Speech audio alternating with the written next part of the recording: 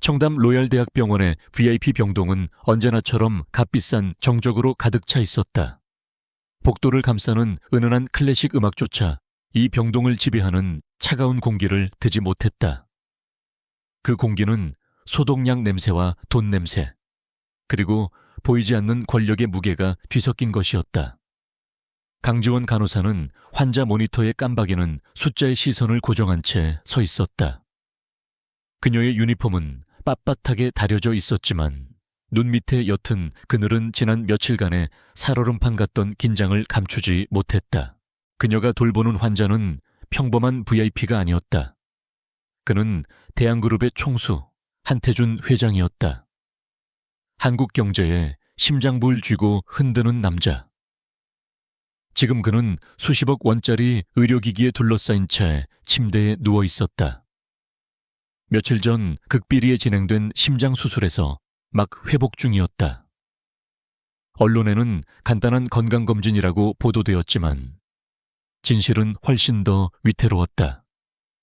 병원 최고 등급 보안 구역인 이 방에는 지독한 긴장감이 감돌았다.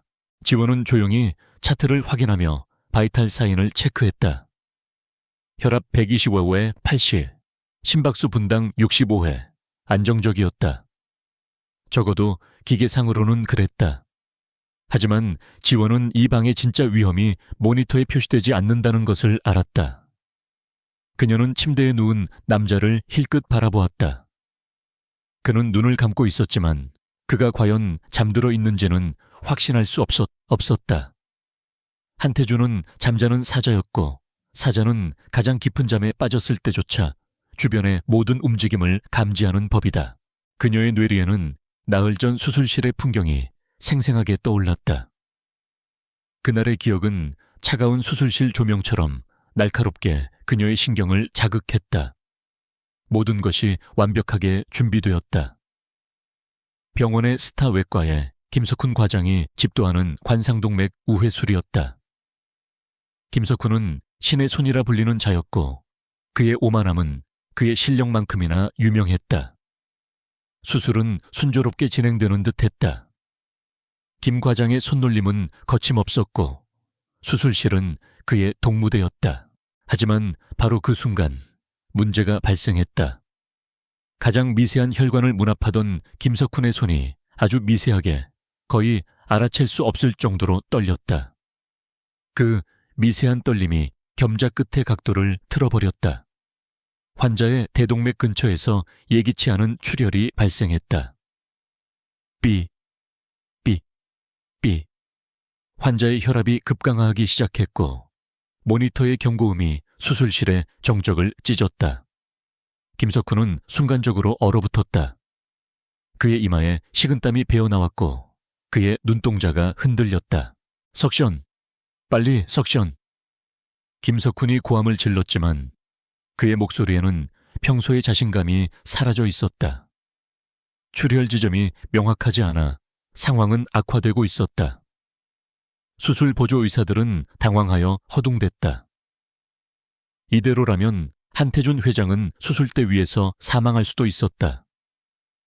바로 그때 기구 간호사, 에스크럽 널스, 위치에 있던 강지원이 움직였다. 그녀는 한치의 망설임도 없이 외쳤다.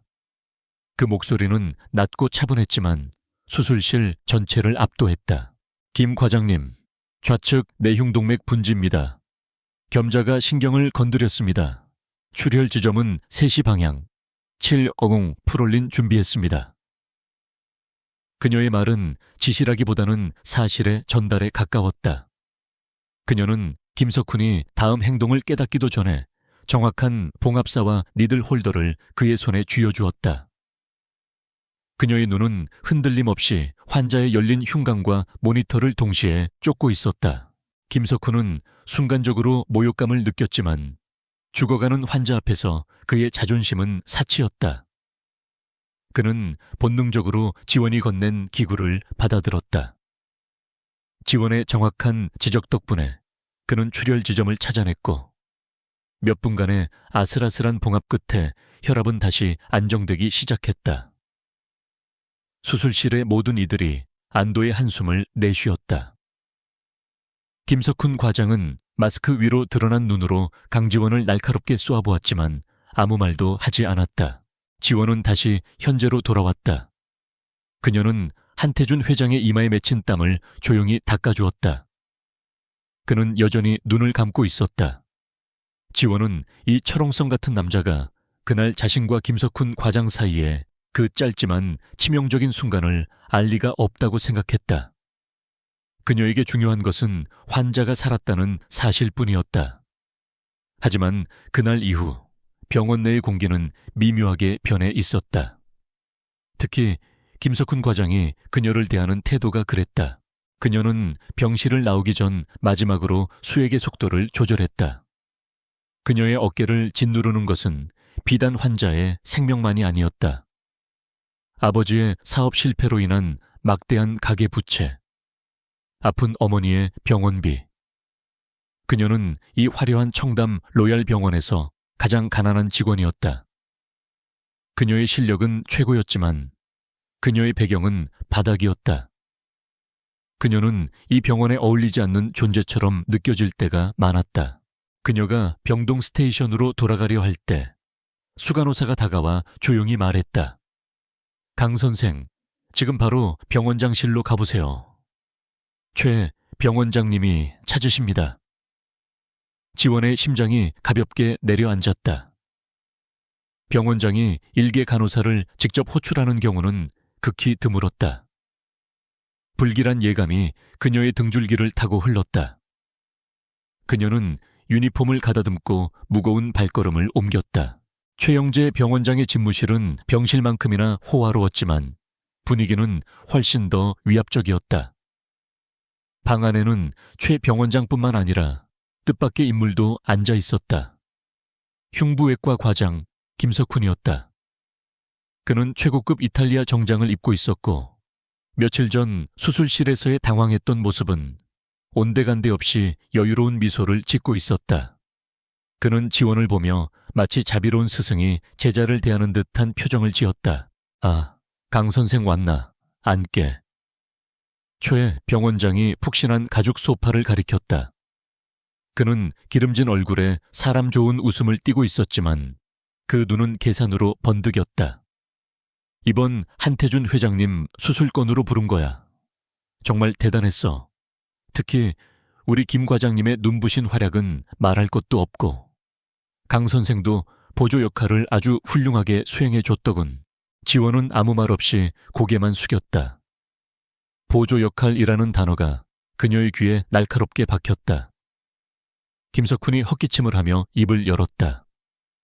강 선생이 워낙 침착하고 성실해서 내가 평소에도 아끼는 간호사입니다, 병원장님. 그날도 내가 어려운 기술을 시도할 때 옆에서 묵묵히 잘 받쳐주었지. 아주 칭찬해. 그는 마치 모든 공을 자신이 가져가면서 지원에게는 약간의 떡고물을 던져주는 듯한 태도였다. 최 병원장은 책상 서랍에서 두툼한 흰 봉투를 꺼내 테이블 위로 밀었다. 봉투는 꽤 두꺼웠고 그 안의 내용물이 무엇인지 짐작하는 것은 어렵지 않았다. 이건 병원 이사회에서 특별히 지급하는 보너스일세. 한 회장님 같은 분을 성공적으로 수술한 것은 우리 병원의 위상을 높인 큰 공로니까. 특히 김 과장님의 공이 크지만 강 선생의 노고도 우리가 잊지 않았다는 뜻이야. 지원의 시선이 봉투에 머물렀다. 저 돈이면 당장 급한 빚의 일부를 막을 수 있었다. 어머니의 치료비 걱정도 덜 수 있었다. 그녀는 순간적으로 현기증을 느꼈다. 하지만 그녀는 이 돈의 의미를 정확히 알고 있었다. 이것은 노고에 대한 대가가 아니었다. 이것은 침묵에 대한 대가였다. 수술실에서 일어난 사고와 김석훈의 실수를 영원히 묻어버리라는 무언의 압력이었다. 김석훈이 부드럽게 말을 이었다. 강 선생, 집안 사정이 어렵다고 들었네. 그러니 이런 기회에 병원에서 베푸는 호의를 감사히 받는 게 현명한 거야. 우린 다 한 팀이잖아. 안 그런가? 병원의 명예가 곧 우리의 명예지. 그의 목소리는 친절했지만 그 안에는 거절할 수 없는 위협이 담겨 있었다. 그들은 그녀의 약점을 정확히 파악하고 있었다. 그녀의 가난을. 지원은 천천히 고개를 들었다. 그녀의 눈은 더 이상 피곤에 지친 간호사의 눈이 아니었다. 그 안에는 차갑고 단단한 무언가가 자리 잡고 있었다. 그녀는 두 사람의 얼굴을 차례로 쳐다보았다. 한 명은 교활한 사업가였고 다른 한 명은 자신의 실수를 덮으려는 오만한 의사였다. 그리고 그녀는 자신의 대답이 앞으로의 모든 것을 결정짓게 되리라는 것을 직감했다. 강지원의 시선은 테이블 위에 놓인 두툼한 봉투에 잠시 머물렀다가 최 병원장과 김석훈 과장의 얼굴로 천천히 옮겨갔다. 그녀의 얼굴에는 어떤 동요도, 탐욕도, 심지어 망설임조차도 비치지 않았다. 그저 깊이를 알 수 없는 차가운 평온함만이 감돌았다. 그녀는 허리를 꼿꼿이 세운 채 입을 열었다. 그녀의 목소리는 병원장실에 값비싼 방음제를 뚫을 듯 단호하고 명료했다. 죄송합니다만 받을 수 없습니다. 순간 방 안이 공기가 얼어붙었다. 최 병원장의 얼굴에 만연하던 기름진 미소가 굳어졌다. 김석훈의 눈썹이 꿈틀거리며 불쾌감을 드러냈다. 그들은 강지원의 가난이라는 약점을 쥐고 있었기에 그녀가 최소한의 형식적인 사양 후에 덥석 봉투를 받아들 것이라 확신하고 있었다. 그녀의 거절은 그들의 계산에 없던 변수였고 그들의 권위에 대한 정면 도전이었다. 강 선생, 초의 병원장이 애써 미소를 되찾으려 하며 말했다. 그의 목소리는 아까보다 한 톤 낮아져 있었다. 이건 뇌물이 아니야. 병원의 순수한 성의일세. 강 선생의 노고를 치하하는 정당한 보상이라고. 그는 정당한 보상이라는 단어에 힘을 주었다. 하지만 지원은 물러서지 않았다. 저는 제 일을 했을 뿐입니다. 지원이 차분하게 대답했다.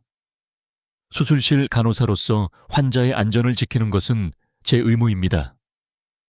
그리고 병원장님, 환자의 생명은 돈으로 보상받거나 치하할 수 있는 것이 아닙니다. 그 말은 병원장실의 두 남자에게 따기처럼 날아가 박혔다. 그녀는 의도적으로 환자의 생명을 언급함으로써 그들이 덮으려는 사고의 본질을 정확히 꿰뚫고 있음을 상기시켰다.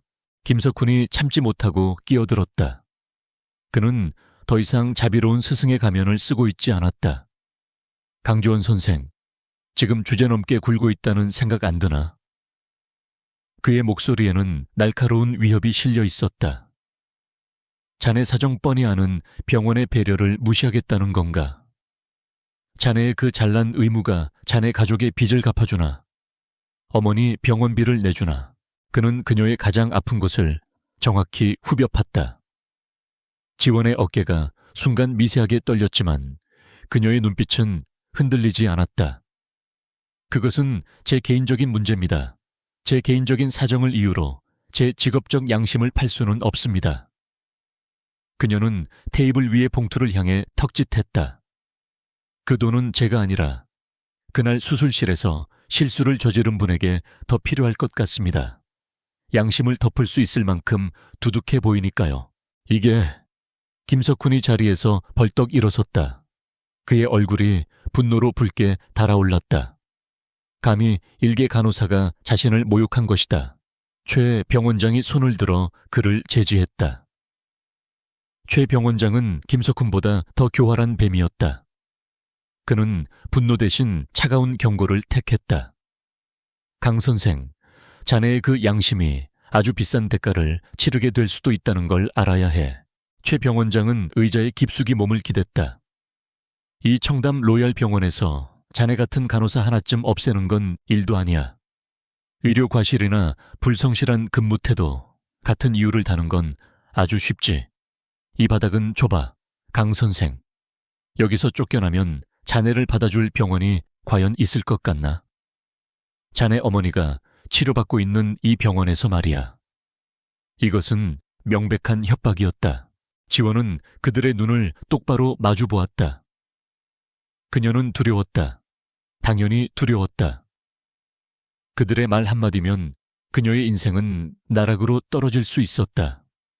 하지만 그 두려움보다 더 큰 무언가가 그녀를 지탱하고 있었다. 그것은 분노였고 경멸이었으며 무엇보다 스스로에 대한 존중이었다. 그녀는 여기서 무릎 꿇는 순간 평생을 시체처럼 살아가게 될 것임을 알았다. 하실 말씀 다 하셨습니까? 그녀는 더 이상 그들의 허락을 구하지 않았다. 그럼 이만 가보겠습니다. 돌봐야 할 환자가 있어서요. 그녀는 깍듯하게 고개를 숙여 인사했지만 그 행동에는 일말의 존경심도 담겨 있지 않았다. 그녀는 미련 없이 몸을 돌려 병원장실을 나갔다. 묵직한 문이 닫히는 소리와 함께 테이블 위의 흰 봉투는 주인 잃은 모욕처럼 덩그러니 남겨졌다. 문이 닫히자마자 김석훈의 고함 소리가 터져 나왔다. 저 미친년을 당장 잘라버려요, 병원장. 최 병원장은 아무 말 없이 차갑게 식은 눈으로 닫힌 문을 노려볼 뿐이었다. 한편 그 시각 VIP 병동의 스위트룸. 한태준 회장은 침대에 누워 눈을 감고 있었다. 하지만 그는 잠들어 있지 않았다. 그의 귓께는 방금 전 병원장실에서 일어난 모든 대화가 생생하게 들리고 있었다. 나흘 전 수술이 끝난 직후 그는 마취에서 완전히 깨어나지 않았음에도 불구하고 무언가 잘못되었음을 본능적으로 직감했다. 수십 년간 생사의 고비를 넘나들며 다져진 그의 감각은 수술이 지나치게 순조롭게 보고되었다는 점에서 경고음을 울렸다. 그는 즉시 자신의 비서실장이자 유일하게 신뢰하는 신복인 박 기조 실장에게 지시를 내렸다. 박 실장은 병원 보안 시스템의 허점을 파고들어 최 병원장의 집무실과 김석훈의 개인 연구실에 초소형 도청 장치를 설치했다. 한태준은 자신의 목숨을 맡긴 자들이 어떤 인간들인지 정확히 알아야 했다. 그리고 지금 그는 그 대가를 톡톡히 듣고 있었다. 스위트룸 구석 창밖을 내다보는 듯 무심하게 서 있던 박 실장이 귀에 꽂힌 초소형 수신기를 미세하게 조정했다. 그는 한태준 회장을 힐끗 바라보았다. 회장의 얼굴은 평소처럼 무표정했지만 미간이 살짝 좁혀져 있었다. 박 실장은 수신기를 통해 김석훈과 최 병원장이 강지원을 어떻게 회유하고 협박했는지 모두 들었다. 그리고 그 모든 것을 압도하는 가난한 간호사의 차갑고 단호한 목소리도 들었다. 저는 제 일을 했을 뿐입니다. 환자의 생명은 돈으로 보상받거나 치하할 수 있는 것이 아닙니다. 제 개인적인 사정을 이유로 제 직업적 양심을 팔 수는 없습니다. 한태준은 평생을 탐욕과 배신, 권모술수가 난무하는 세계에서 살아왔다. 그는 모든 인간에게는 가격표가 붙어 있다고 믿었다. 돈으로 살 수 없는 것은 더 큰 돈으로 사면 그만이었다. 그에게 양심이나 정의는 약자들이나 떠드는 위선적인 단어에 불과했다. 그는 자신에게 아부하고 무릎 꿇는 수많은 인간들을 봐왔고 그들을 경멸했다. 그런데 지금 이 병원 구석에서 자신의 목숨을 구해준 것이 오만한 신의 손, 김석훈이 아니라 이름도 몰랐던 저 가난한 간호사였음을 깨달았다. 그리고 그 간호사는 지금 자신의 목숨줄을 쥔 병원장과 과장 앞에서 자신의 모든 것을 잃을 수도 있는 협박 앞에서도 눈 하나 깜짝하지 않고 양심을 말했다. 돈 봉투를 거절한 것이 아니었다. 그녀는 그들의 더러운 세계 자체를 거부한 것이다. 박 실장은 병원장실에서 강지원이 나간 후 터져나오는 김석훈의 욕설과 최 병원장의 차가운 복수 다짐까지 모두 듣고 있었다. 전현을 그냥 두면 안 됩니다. 어떻게든 꼬투리를 잡아서. 그 추악한 대화가 한태준의 귀에도 역과 없이 흘러 들어갔다. 강철 같던 한태준의 눈가가 가늘게 떨렸다. 그는 천천히 고개를 창문 쪽으로 돌렸다. 박 실장의 시선을 피하기 위해서였다. 대한민국 경제를 호령하는 제왕. 피도 눈물도 없다고 알려진 냉혹한 승부사. 그의 눈에서 누구도 예상치 못했던 뜨거운 것이 흘러내렸다. 그것은 분노의 눈물도 감동의 눈물도 아니었다. 그것은 수십 년 만에 처음으로 마주한 순수한 인간의 존엄성에 대한 경외심이었고, 동시에 그 존엄성이 더러운 욕망에 의해 짓밟히려는 현실에 대한 서늘한 분노였다. 한 줄기 눈물이 그의 관자놀이를 타고 흘러 베개 속으로 말없이 스며들었다. 강지원이 나가고 육중한 문이 닫히자마자 병원장실의 위선적인 평화는 산산조각 났다. 김석훈은 참았던 분노를 터뜨리며 최고급 마호가니 책상을 주먹으로 내리쳤다. 저 미친년, 저게 지금 자기가 무슨 짓을 한 건지 알고나 떠드는 거야.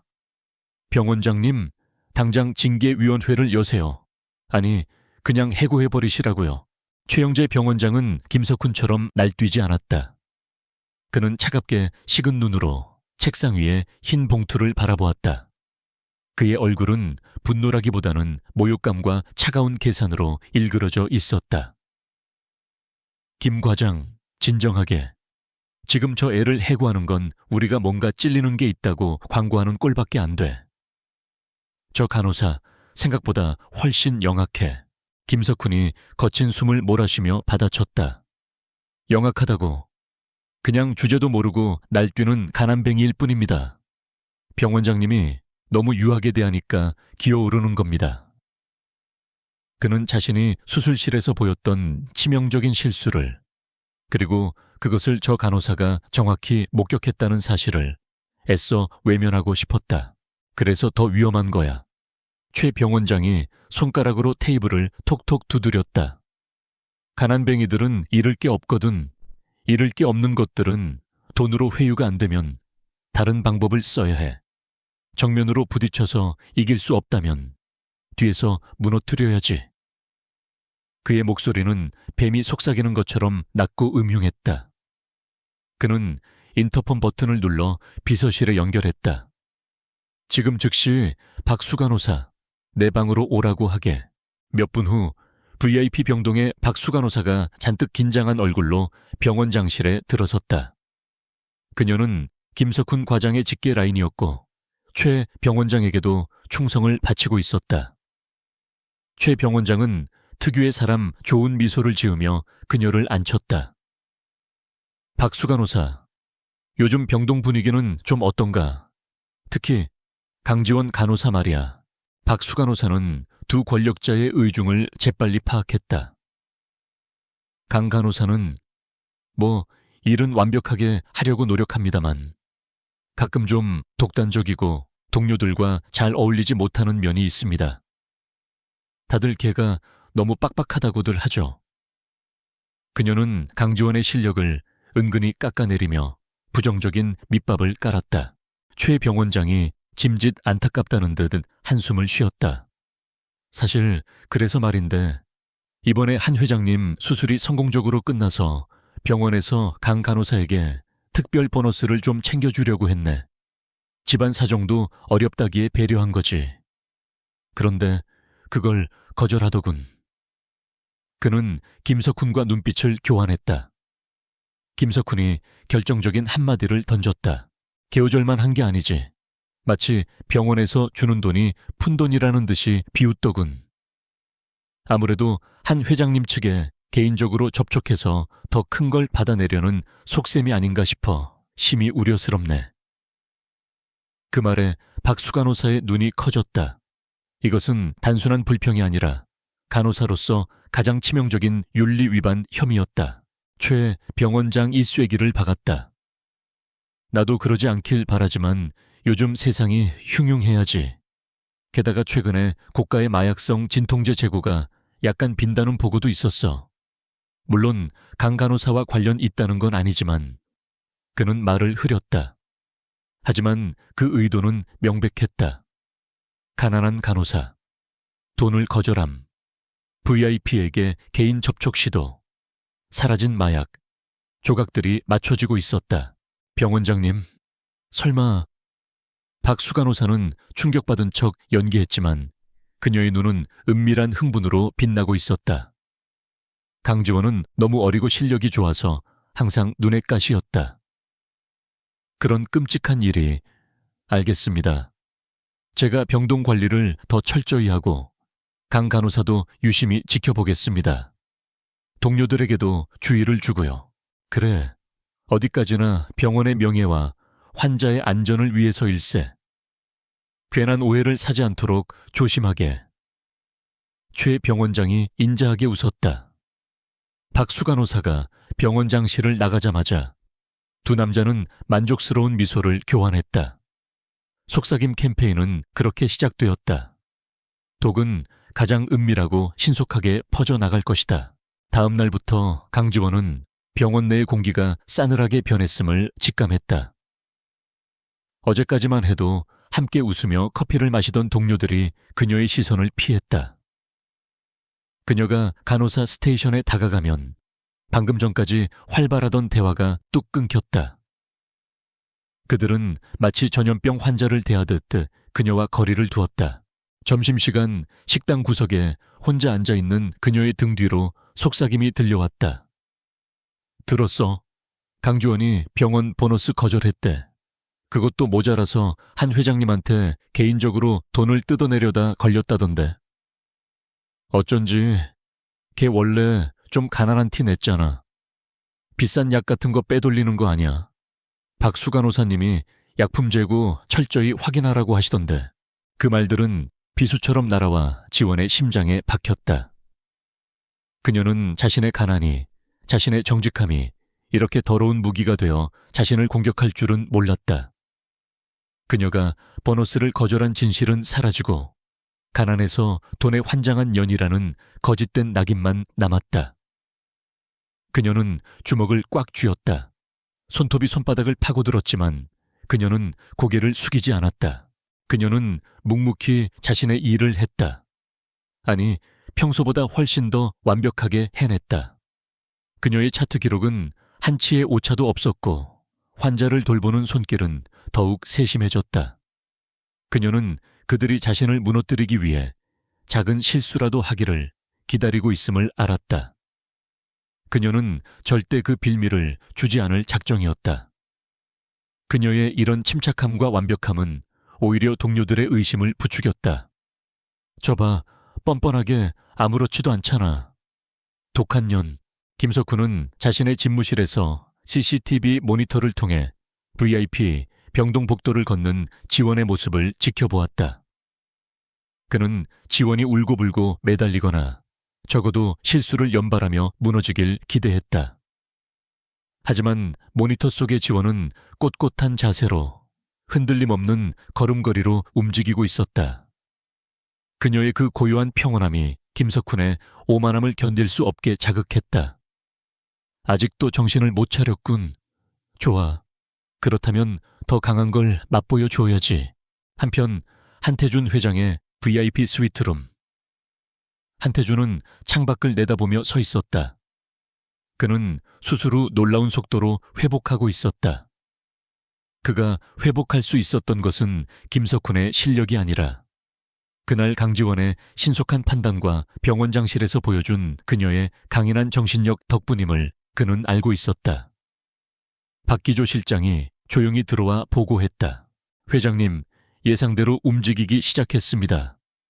박 실장은 태블릿 PC를 내밀었다.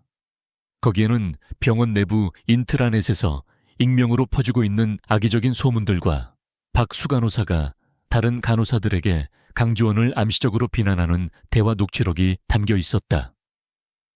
강 간호사의 경제적 어려움을 이용해 VIP에게 금품을 요구하고 병원 물품을 횡령하려 했다는 내용으로 여론을 조작하고 있습니다. 한태준의 눈이 차갑게 빛났다. 그는 평생 이런 식의 비열한 공작을 수없이 겪어왔고 또 직접 실행해왔다. 하지만 이번에는 달랐다. 자신을 구해준 은인을 향한 공격이었다. 그들은 자신들이 사자를 건드렸다는 것을 아직 모르는군. 한태준이 낮게 읊조렸다. 그는 박 실장에게 고개를 돌렸다. 그의 목소리에는 일말의 감정도 실려있지 않았지만 그래서 더 무서웠다. 박 실장, 예, 회장님. 김석훈과 최영재, 그 두 사람의 모든 것을 파헤치게. 지금 당장 단순한 의료 과실이나 횡령 수준이 아닐 거야. 저렇게 자신만만하게 비리를 저지르는 자들은 반드시 더 큰 배경이 있어. 병원 재정, 약품 및 의료기기 납품 계약, 과거 수술 기록, 사망률, 심지어 그들의 사생활까지 먼지 하나 남기지 말고 다 털어내. 내가 이 병원을 떠나기 전에 저 쓰레기들을 내 손으로 치워야겠다. 박 실장은 말없이 고개를 숙였다. 이미 시작했습니다, 회장님. 대한그룹 감사팀의 최고 정예 요원들이 병원 외부에서 자료를 수집 중입니다. 곧 첫 번째 보고가 올라올 겁니다. 한태준은 다시 창밖을 바라보았다.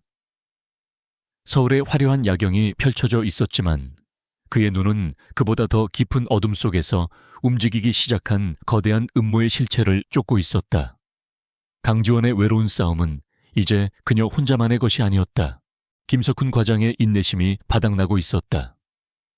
그가 심어놓은 속삭임 캠페인은 분명히 효과가 있었지만 강지원을 무너뜨리기에는 역부족이었다. 그녀는 소문과 경멸의 시선 속에서도 로봇처럼 완벽하게 자신의 임무를 수행했다. 그녀의 그 침착함이 김석훈을 미치게 만들었다.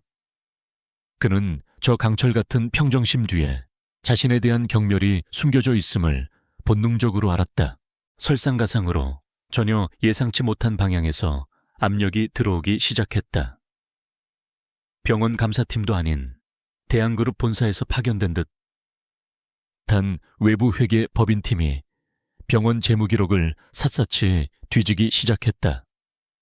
표면적인 이유는 VIP 의료 서비스 비용 정산 및 투명성 강화였지만 그들이 요구하는 자료는 단순한 정산을 넘어서는 것이었다. 이건 미친 짓이야. 김석훈은 자신의 집무실에서 최 병원장에게 고함을 질렀다. 그들이 지난 5년간의 모든 의료기기 납품 계약서, 원본과 수술 소모품 사용 내역을 요구하고 있어요. 이건 감사가 아니라 수사입니다. 대체 누가 뒤에서 이따위 짓을 벌이는 겁니까? 그는 한태준 회장이 이 모든 일의 배후일 것이라고는 꿈에도 생각하지 못했다. 그는 병원 내 자신의 정적이나 이사회의 누군가가 자신을 몰아내려 한다고 의심했다. 최 병원장 역시 이마에 식은땀이 흘렀다. 진정하게 김 과장, 우리가 깨끗하게 처리한 것들 아니었나? 깨끗하다고요? 김석훈이 비웃었다. 우리가 그동안 신의 손이라는 명성을 유지하기 위해, 그리고 이 병원의 VIP 병동 수익을 맞추기 위해 무슨 짓을 했는지 잊으셨습니까? 기준, 미달의 값싼 소모품을 쓰고 서류를 조작한 게 한두 번이 아니라고요. 그들은 공황 상태에 빠졌다. 만약 이 비리가 터진다면 그들의 경력은 끝장이었다. 김석훈은 이 모든 혼란의 시작이 강지원이라고 확신했다. 저 간호사가 돈을 거절한 그 순간부터 모든 것이 꼬이기 시작했다. 어쩌면 그녀가 병원 외부에 누군가와 내통하여 이 감사를 부추겼을지도 모른다는 망상에 사로잡혔다. 강지원을 처리해야 합니다. 김석훈이 차갑게 말했다. 더 이상 소문 따위로 시간을 끌 여유가 없어요. 확실하게, 그리고 영원히. 최 병원장은 김석훈의 눈에 서린 사리를 읽었지만 그 역시 다른 선택지가 없다는 것을 알았다. 실수처럼 보여야 하네. 완벽한 사고로. 김석훈은 사악한 미소를 지었다. 물론입니다. 사고는 원래 지치고 부주의한 간호사들에게서 가장 많이 일어나는 법이죠. 그의 계획은 이미 머릿속에서 완성되고 있었다. 그의 첫 번째 행동은 간호 스케줄 조작이었다. 그는 박수 간호사를 통해 강지원에게 갑작스러운 이중근무, 더블 시프트를 명령했다. 명목은 인력 부족이었지만 실제 목적은 그녀를 육체적, 정신적 한계까지 몰아붙이는 것이었다. 지원은 부당함을 알았지만 거부할 수 없었다. 그녀는 이미 병원 내에서 문제아로 낙인 찍힌 상태였다. 지원은 꼬박 24시간 동안 잠시도 쉬지 못했다. 그녀의 다리는 납덩이처럼 무거웠고 눈은 사포처럼 껄끄러웠다. 동료들의 냉대 속에서 홀로 2배의 일을 처리하며 그녀의 신경은 날카롭게 마모되어 갔다. 김석훈은 바로 이 순간을 기다렸다. 그녀가 가장 지치고 가장 작은 실수라도 저지르기 쉬운 바로 그 새벽 시간을. 그의 2번째 행동은 훨씬 더 치밀하고 악랄했다. 그는 그날 밤 지원의 담당 구역에 배정된 환자 리스트를 훑어보았다. 그리고 완벽한 사냥감을 찾아냈다. 3호의 배영식 환자. 며칠 전 담낭 절제술을 받고 회복 중인 평범한 환자였다. 하지만 그에게는 치명적인 약점이 있었다. 그는 페니실린 계열 항생제에 극심한 아나필락시스 쇼크 병력이 있었다. 김석훈은 야간 회진을 돈다는 핑계로 간호사 스테이션의 EMR, 전자 이무기록, 시스템에 접근했다. 병원 과장급의 최고 관리자 권한으로 그는 배영식 환자의 차트에 들어갔다. 그리고 페니실린, 세파 계열, 항생제 중증 알레르기라고 선명하게 적힌 경고 문구를 삭제했다. 그는 클릭 몇 번으로 한 인간의 생명줄을 끊어버렸다. 마지막으로 그는 마치 뒤늦게 처방을 추가하는 것처럼 배영식 환자에게 강력한 2세대 세파 계열 항생제를 주사하라는 명령을 입력했다. 처방 시간은 새벽 3시. 정확히 지원이 가장 지쳐 있을 시간이었다. 이제 모든 준비는 끝났다. 지친 강지원이 EMR 처방을 확인하고 삭제된 알레르기 정보를 모른 채 환자에게 치명적인 주사를 놓을 것이다. 환자는 즉시 쇼크로 사망할 것이고 모든 증거는 간호사의 부주의로 인한 의료 사고를 가리킬 터였다. 김석훈은 지원이 살인자가 되는 모습을 상상하며 비릿한 미소를 지었다. 새벽 3시 병원 복도는 죽음처럼 고요했다. 지원은 흐릿해지는 의식을 붙잡기 위해 찬물로 세수를 하고 스테이션으로 돌아왔다. EMR 화면에 새로운 처방 알림이 깜박였다. 오브이승 3호 배영식 환자, 세파졸린 2g 정맥 주사. 지원은 기계적으로 처방을 확인했다.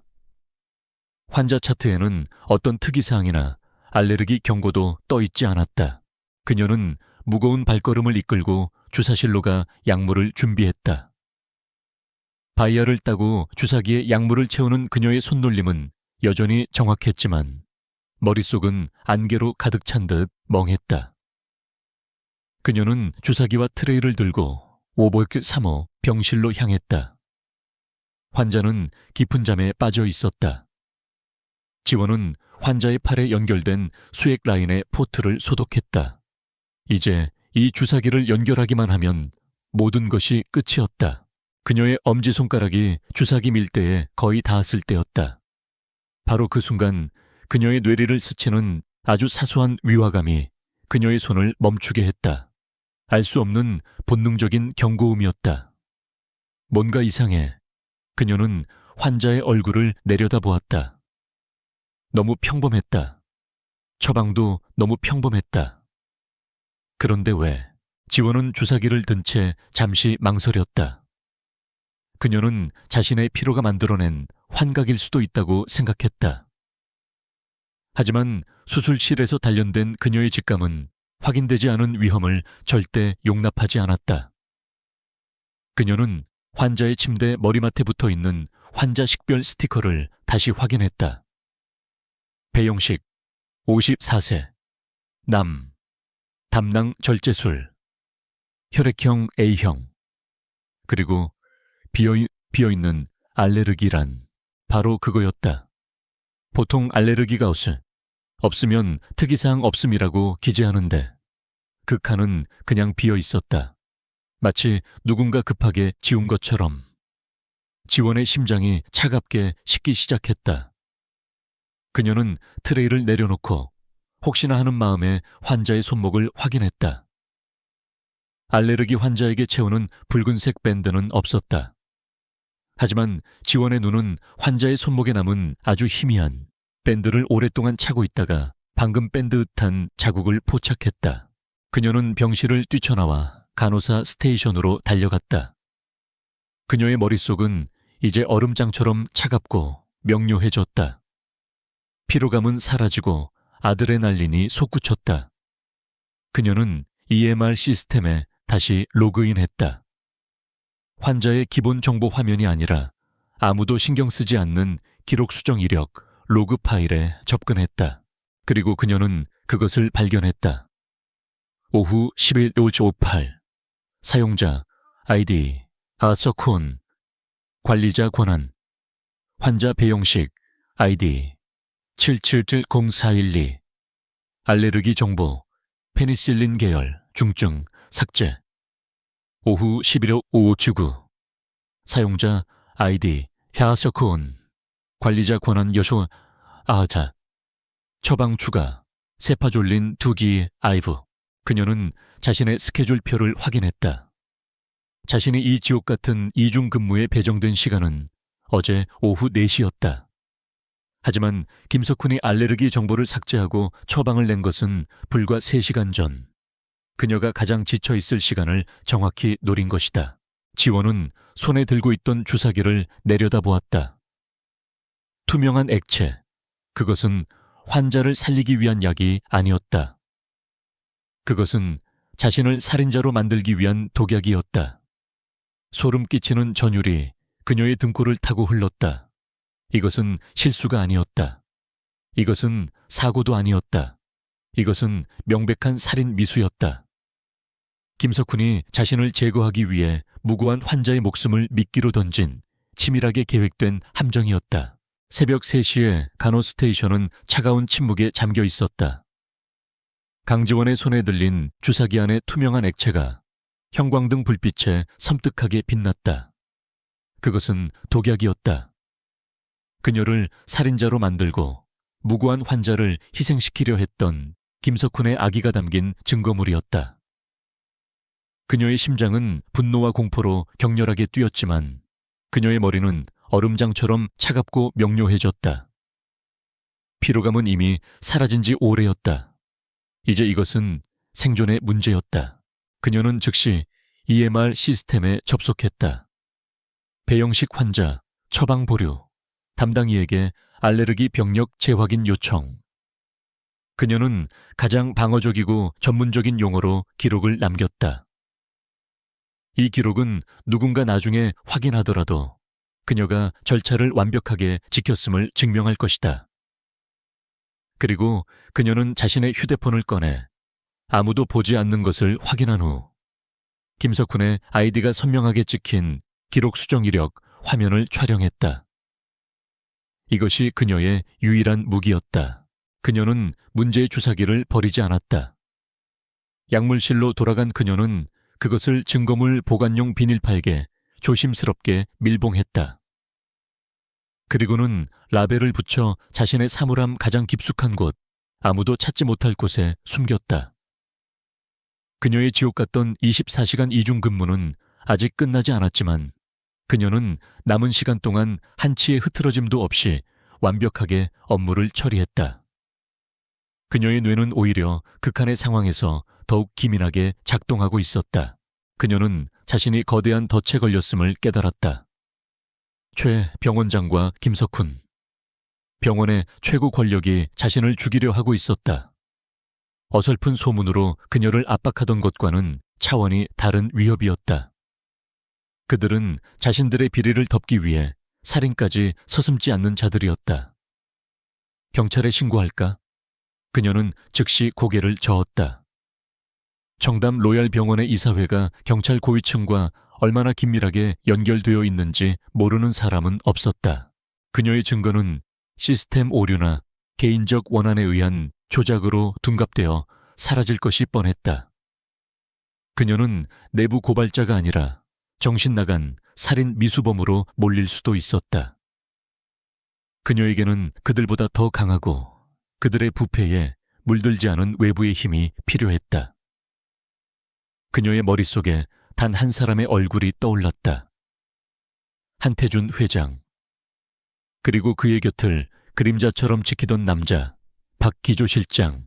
박 실장은 언제나 조용히 모든 것을 관망하는 듯 보였지만 그의 눈빛은 병원의 그 누구보다 날카롭고 깊었다. 그는 한태준이라는 거대한 권력의 문지기였다. 문제는 어떻게 그에게 접근하느냐였다. 한태준 회장은 오늘 아침 병원의 공식적인 퇴원 절차를 밟고 개인 요양시설로 이동할 예정이었다. 이제 몇 시간 남지 않았다. VIP 병동은 아침이 되자마자 경호 인력과 병원 고위층들로 분주했다. 박수간호사는 매의 눈으로 복도를 감시하고 있었고 김석훈 역시 만족스러운 표정으로 회진을 돌고 있었다. 그는 분명히 새벽에 5호선 3에서 터질 사고 소식을 기다리고 있었을 터였다. 하지만 아무 일도 일어나지 않자 그의 표정은 미묘하게 굳어졌다. 그는 간호사 스테이션을 힐끗 쳐다보며 지원을 찾았지만 지원은 태연하게 다른 환자의 차트를 정리하고 있었다. 지원 역시 김석훈의 시선을 느꼈다. 그는 자신의 함정이 실패했음을 깨닫기 시작했다. 그리고 그것은 곧 다음, 더 위험한 함정을 준비하리라는 신호였다. 지원은 아침 인수인계를 마친 후에도 퇴근하지 않았다. 그녀는 유니폼을 갈아입는 척하며 탈의실에서 기회를 엿보았다. 그녀의 심장이 갈비뼈를 부술듯이 뛰었다. 지금 박 실장을 만나지 못하면 그녀는 병원이라는 거대한 기계 속에서 소리 소문 없이 짓밟혀 사라질 것이다. 오전 9시, 마침내 한태준 회장이 휠체어를 타고 병동을 나섰다. 최 병원장과 김석훈이 90도로 허리를 숙이며 그를 배웅했다. 그들의 얼굴에는 아부하는 미소가 가득했다. 박 실장은 회장의 뒤에서 서류 가방을 든 채 묵묵히 서 있었다. 지원은 반대편 복도 청소 카트 뒤에 몸을 숨긴 채 그들의 동선을 주시했다. 그들이 VIP 전용 엘리베이터 홀로 향하는 순간 지원은 움직였다. 그녀는 일반 환자들이 이용하는 중앙 계단을 통해 지하 주차장으로 미친 듯이 달려 내려갔다. 그들이 VIP 전용 엘리베이터를 타고 내려올 시간을 정확히 계산했다. 지하 2층 검은색 방탄 세단이 이미 시동을 건 채 대기하고 있는 구역. 지원은 육중한 기둥 뒤에 숨어 그들이 나타나기를 기다렸다. 심장 박동 소리가 귀에서 울렸다. 마침내 엘리베이터 문이 딩 소리와 함께 열리고 한태준 회장 일행이 나타났다. 경호원들이 즉시 주변을 경계했다. 한 회장이 경호원의 부축을 받아 채 오르는 그 짧은 순간 박 실장이 잠시 뒤에 남아 경호원에게 마지막 지시를 내리고 있었다. 바로 지금이었다. 지원은 기둥 뒤에서 나와 그를 향해 달려갔다. 박 실장님, 경호원들이 즉시 반사적으로 그녀를 제지하려 했지만 박 실장은 손을 들어 그들을 막았다. 그의 시선이 지원에게 고정되었다. 그의 눈은 놀라지 않았다. 오히려 무언가를 기다렸다는 듯 침착했다. 강지원 간호사, 무슨 일이지? 그의 목소리는 낮고 차가웠지만 주차장의 소음을 압도했다. 지원은 숨을 헐떡이며 휴대폰을 꺼내 화면을 내밀었다. 이걸 보십시오. 화면에는 김석훈의 아이디가 찍힌 EMR 로그가 선명했다. 어젯밤 김석훈 과장이 환자의 알레르기 기록을 삭제하고 치명적인 항생제를 처방했습니다. 저에게 그 환자를 살해하라는 함정을 판 겁니다. 그녀의 목소리는 격렬한 달리기와 분노로 떨렸지만 눈빛은 절박함과 확신으로 불타고 있었다. 박 실장은 화면을 단 몇 초간 응시했다. 그의 표정에는 아무런 변화가 없었지만 그의 눈빛은 순간 칼날처럼 날카로워졌다. 그는 주변을 한번 훑어보고는 지원을 주차장 구석의 비상구 쪽으로 이끌었다. 경호원들은 몇 걸음 떨어진 곳에서 그들을 완벽하게 보호하는 대형을 갖췄다. 예상보다 더 쓰레기들이었군. 그의 혼잣말은 지원의 귀에 똑똑히 들렸다. 비상구의 차가운 금속 문에 기댄 채 박 실장이 입을 열었다. 강 선생이 한 회장님의 수술실에서 김석훈의 실수를 막았던 그 순간부터 우리는 이 사태를 주시하고 있었어. 지원의 눈이 커졌다. 그들이 알고 있었다. 회장님은 자신의 목숨을 구한 은인이 어떻게 다우받는지, 그리고 이 병원이 얼마나 썩었는지 알고 싶어 하셨지. 그는 지원이 병원 장실에서 돈 봉투를 거절했던 대화 내용도 모두 알고 있다고 말했다. 한태준 회장이 그 대화를 실시간으로 듣고 있었다는 사실은 말하지 않았지만 지원은 그들의 조사가 이미 깊숙이 진행되었음을 깨달았다. 그들의 비열한 속삭임 캠페인도 파악하고 있었어. 하지만 이건 단순한 부패가 아니라 살인 미수야. 강 선생이 아주 결정적인 증거를 가져왔군. 박 실장은 주머니에서 열쇠고리처럼 보이는 작은 기기를 꺼내 지원에게 건넸다. 자세히 보니 최신형 보안폰이었다. 이걸 사용해. 이 전화는 이 세상 누구도 도청할 수 없어. 나의 직통 번호만 저장되어 있네. 오늘부터 강 선생은 평소와 똑같이 행동하게. 아무 일도 없었다는 듯이. 하지만 이제부터 강 선생은 혼자가 아니야. 김석훈과 최영재는 자신들이 강 선생을 사냥하고 있다고 생각하겠지. 하지만 실상은 그 반대야. 우리는 그들의 목에 밧줄을 걸었어. 강 선생이 가져온 이 증거는 그 밧줄을 조일 교수되지. 박 실장의 목소리는 감정 없이 차가웠지만 지원에게는 그 어떤 위로보다 더 든든하게 들렸다. 그는 덧붙였다. 회장님은 이제 요양시설로 이동하시지만 나의 팀이 병원 안팎에 24시간 상주할 거요. 강 선생의 안전을 최우선으로 확보할 것이니 두려워 말고 평소처럼 행동하게. 그리고 그들이 또다시 수상한 짓을 하거든 사소한 것이라도 모두 기록해서 이 전화로 보고해주게. 특히 병원 내에서 부당하게 죽거나 상태가 악화된 환자들에 대한 자료도. 지원은 보안폰을 꽉 쥐었다. 차가운 금속의 감촉이 그녀의 손바닥을 통해 심장까지 전해졌다. 그녀는 더 이상 쫓기는 사냥감이 아니었다. 그녀는 이제 거대한 방역의 중심에 선 가장 날카로운 칼날이 되었다. 알겠습니다. 그녀가 흔들림 없는 목소리로 대답했다. 박 실장은 마지막으로 그녀를 지그시 바라보았다. 강 선생, 회장님께서 전하라는 말이 있어. 그날의 용기와 오늘의 정직함에 경의를 표한다고. 우리는 반드시 이길 것이오. 그는 짧게 목례를 하고 어둠 속으로 사라졌고 곧이어 검은색 세단이 미끄러지듯 주차장을 빠져나갔다. 지원은 한참 동안 그 자리에 서서 새로운 동맹의 무게와 다가올 폭풍의 기운을 실감했다. 한태준 회장의 개인 요양시설은 병원이라기보다는 철옹성에 가까웠다. 서해안의 절벽 위에 자리 잡은 그곳은 대한그룹의 최첨단 보안 기술이 집약된 곳이자 한 회장이 복잡한 세상사를 잠시 피하는 개인적인 성격이었다. 하지만 지금 그곳은 거대한 부패 스캔들을 파헤치는 전쟁 상황실로 변해 있었다. 한태준은 창밖의 거친 파도를 바라보며 박기조 실장의 첫 번째 종합보고를 듣고 있었다. 그의 얼굴은 수술 자국만큼이나 차갑게 굳어 있었다. 박 실장이 태블릿 화면을 넘겼다. 예상대로였습니다, 회장님. 김석훈과 최영재는 단순한 의료 과실이나 횡령 수준이 아니었습니다. 화면에는 청담 메디컬 테크라는 유령 회사의 자금 흐름도가 복잡하게 그려져 있었다.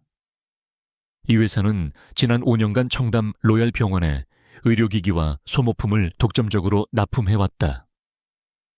대표이사는 최 병원장의 처남이었고 회사의 주소지는 존재하지 않는 건물이 KOTC에서 등록된 곳이었다.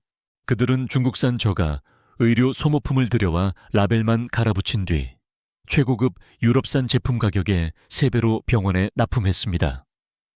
차액은 김석훈과 최 병원장 그리고 이사회의 일부 인사들에게 흘러 들어갔습니다. 박 실장의 목소리는 감정 없이 사실만을 전달했다. 감사팀이 지난 3년간의 일반 병동 환자 기록을 무작위로 대조한 결과 수술 후 감염률과 봉합사 파열로 인한 재수술 비율이 전국 평균의 4배에 달했습니다. 한태준의 눈이 가늘어졌다. 그 말은 VIP 병동이 아닌 일반 환자들을 상대로 저질 소모품을 사용했다는 뜻이군.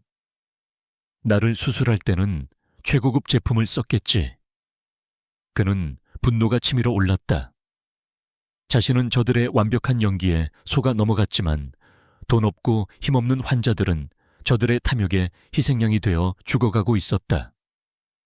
하지만 박 실장의 다음 보고는 그보다 훨씬 더 끔찍한 진실을 드러냈다. 그것은 시작에 불과합니다, 회장님. 진짜 검은 돈은 생명 그 자체에서 나왔습니다. 박 실장이 다음 페이지를 열었다. 그것은 병원의 장기 이식 대기자 명단과 실제 수술 기록이었다. 김석훈은 흉부외과 과장이자 장기 이식센터의 총책임자입니다. 그는 이식 순번을 조작했습니다. 공식적인 대기 명단에 오른 응급 환자들은 상태 악화나 적합성 불일치라는 이유로 계속해서 순번이 밀려났습니다. 그 사이에 막대한 현금을 기부금 명목으로 지불한 국내외 VIP 환자들이 새치기를 했습니다.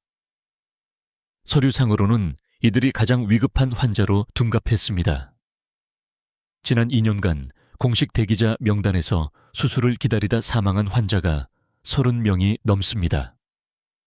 반면 김석훈이 직접 관리한 특별 환자들은 평균 대기시간 일주일 이내에 완벽하게 이식 수술을 받았습니다. 이것은 살인입니다. 돈을 위한 조직적인 대량 학살입니다. 한태준은 주먹을 꽉 쥐었다. 그의 손등에 핏줄이 붉어졌다. 강지원이 아니었다면 자신도 저들의 탐욕스러운 손에 죽을 수도 있었다. 아니, 어쩌면 자신은 그들의 가장 비싼 고객이었기에 살아남았을 것이다. 그 사실이 그를 더욱 역겹게 만들었다. 박 실장, 저들의 서류는 완벽할 테지. 우리는 통계가 아니라 증인이 필요해. 내부의 목소리가. 박 실장이 고개를 끄덕였다. 그래서 강지원 간호사에게 연락을 취했습니다. 감사팀의 통계 자료가 가리키는 피해자들의 기록을 전달하고 병원 내부에서 실제 증언을 확보해달라고 요청했습니다. 그녀가 가장 잘 해낼 수 있는 일입니다. 한태준은 창밖의 파도를 바라보며 나지막이 말했다. 그 간호사에게 너무 무거운 짐을 지우는군. 박 실장이 대답했다. 그녀는 그 짐을 감당할 수 있는 유일한 사람입니다, 회장님. 그 시각 강지원은 청담 로얄병원의 직원 휴게실에서 차갑게 식은 커피를 내려다보고 있었다. 그녀의 손에는 박 실장이 건넨 보안폰이 쥐어져 있었다. 방금 전 그녀는 박 실장으로부터 충격적인 파일들을 전송받았다. 이식 대기 중 사망자 명단, 특정 기간 감염률 급증 환자 리스트. 그것은 단순한 숫자가 아니었다. 그것은 그녀가 매일 복도에서 마주치던 환자들, 그녀가 살리려 애썼던 사람들의 이름이었다. 그녀의 가슴속에서 차가운 분노가 타올랐다. 김석훈과 최 병원장은 환자들을 상대로 러시아 룰렛 게임을 벌이고 있었다. 그녀는 더 이상 자신의 안위나 복수를 위해 싸우는 것이 아니었다. 이것은 죽은 자들을 위한, 그리고 앞으로 죽어갈지도 모르는 산자들을 위한 전쟁이었다. 박 실장은 그녀에게 증언을 요청했다. 이 통계가 진실임을 입증해줄 내부 의료진의 목소리. 지원은 머릿속으로 병원의 모든 간호사 동료들을 떠올렸다. 대부분은 속삭임 캠페인에 동조하거나 침묵하며 그녀를 외면했다. 하지만 몇몇은 달랐다. 불의를 보고도 두려움 때문에 입을 다물고 있던 사람들. 그들의 양심을 두드릴 때가 왔다. 그녀의 첫 번째 목표는 15년차 베테랑 간호사인 이은주였다. 이은주는 일반 외과 병동에서 가장 오래 근무했고 김석훈의 오만한 태도를 공공연하게 싫어했던 몇 안 되는 사람이었다. 하지만 그녀는 최근 몇 달간 눈에 띄게 수척해지고 말이 없어졌다. 지원은 이은주가 퇴근하기를 기다렸다가 병원 뒤편 한적한 공원에서 그녀를 따라잡았다. 이은주 선생님, 잠시 얘기 좀 할 수 있을까요? 이은주는 경계하는 눈빛으로 지원을 바라보았다. 그녀 역시 지원에 대한 흉흉한 소문을 들었지만 그녀의 눈에는 다른 동료들과 같은 경멸은 없었다. 그저 깊은 피로와 체념이 자리 잡고 있었다. 무슨 일이야, 강 선생. 나 요즘 좀 피곤해서. 김석훈 과장에 대한 이야기입니다. 지원의 단도직입적인 말에 이은주의 어깨가 굳어졌다. 지원은 망설이지 않았다. 그녀는 보안폰을 꺼내 사망자 명단의 일부를 보여주었다. 작년 10월 간 이식을 기다리던 12살 김민준 군. 기억하십니까?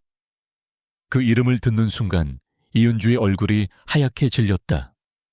그 아이는 갑자기 상태가 나빠져서. 아니요. 지원이 차갑게 끊어 말했다. 상태가 나빠진 게 아닙니다. 김민준 군에게 배정되었어야 할 간이 홍콩에서 온 부동산 재벌에게 넘어갔습니다. 김석훈 과장이 직접 서류를 조작했습니다. 지원은 이은주의 흔들리는 눈동자를 똑바로 쳐다보며 말했다. 선생님은 그날 당직이셨죠. 선생님도 알고 계셨잖아요. 이은주의 다리가 풀린 듯 벤치에 주저앉았다. 그녀의 눈에서 참아왔던 눈물이 터져 나왔다. 난 아무것도 할 수 없었어. 민준이 부모님한테 내가 뭐라고 말해. 내가 서류를 봤을 땐 이미 김 과장이 모든 걸. 그는 악마야. 그녀는 자신이 그날 밤 김석훈의 지시로 민준이의 상태 기록을 수술 불가로 수정했던 것을 흐느끼며 고백했다. 지원은 차갑게 말했다. 우는 건 나중에 하십시오. 지금 필요한 건 눈물이 아니라 증언입니다. 이은주가 겁에 질린 눈으로 고개를 저었다. 안 돼. 그가 알면 내 딸이 아직 대학생이야. 난 직장을 잃으면 안 돼. 그래서 민준이는 죽어도 되는 거였습니까? 지원의 목소리는 얼음처럼 차가웠다. 그녀의 질책에 이은주의 울음소리가 잦아들었다. 지원은 목소리를 낮췄다. 선생님 혼자가 아닙니다. 이 병원을 통째로 뒤엎을 수 있는 힘이 제 뒤에 있습니다. 선생님의 증언은 익명으로 보호될 겁니다.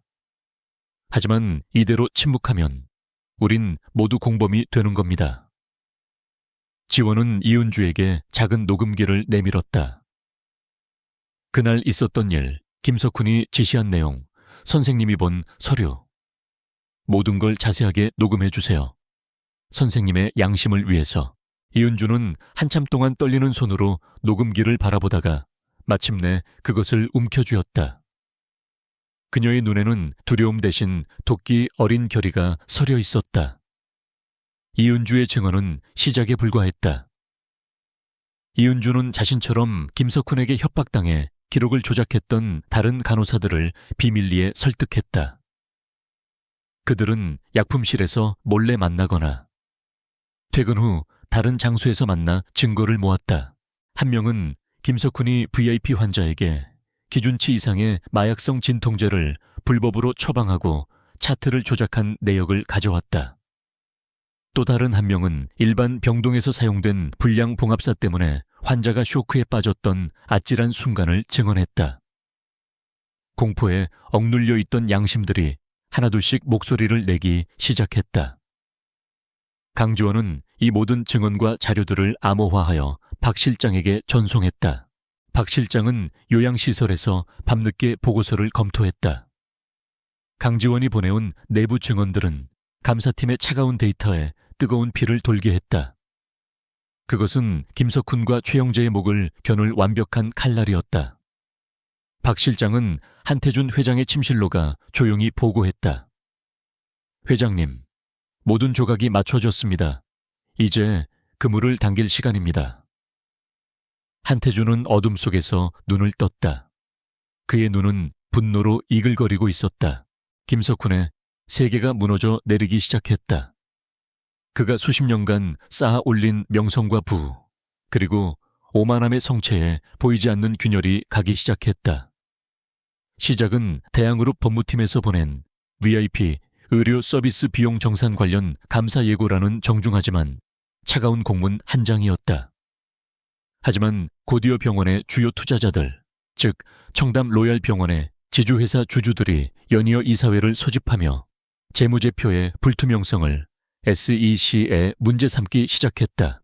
그들은 모두 한태준 회장이 수십 년간 관리해온 거대한 자금줄과 연결된 인물들이었다. 그들은 한태준의 지시 한마디에 병원의 주가를 휴지 조각으로 만들 수 있는 힘을 가졌다. 최영재 병원장은 투자자들의 거센 압박에 전화기를 붙들고 살았지만 돌아오는 대답은 냉랭했다. 최 병원장, 병원의 수익률이 문제가 아니야. 자네 병원의 사망률이 문제라는 소문이 돌고 있어. 도대체 어떻게 관리를 한 건가? 망갈.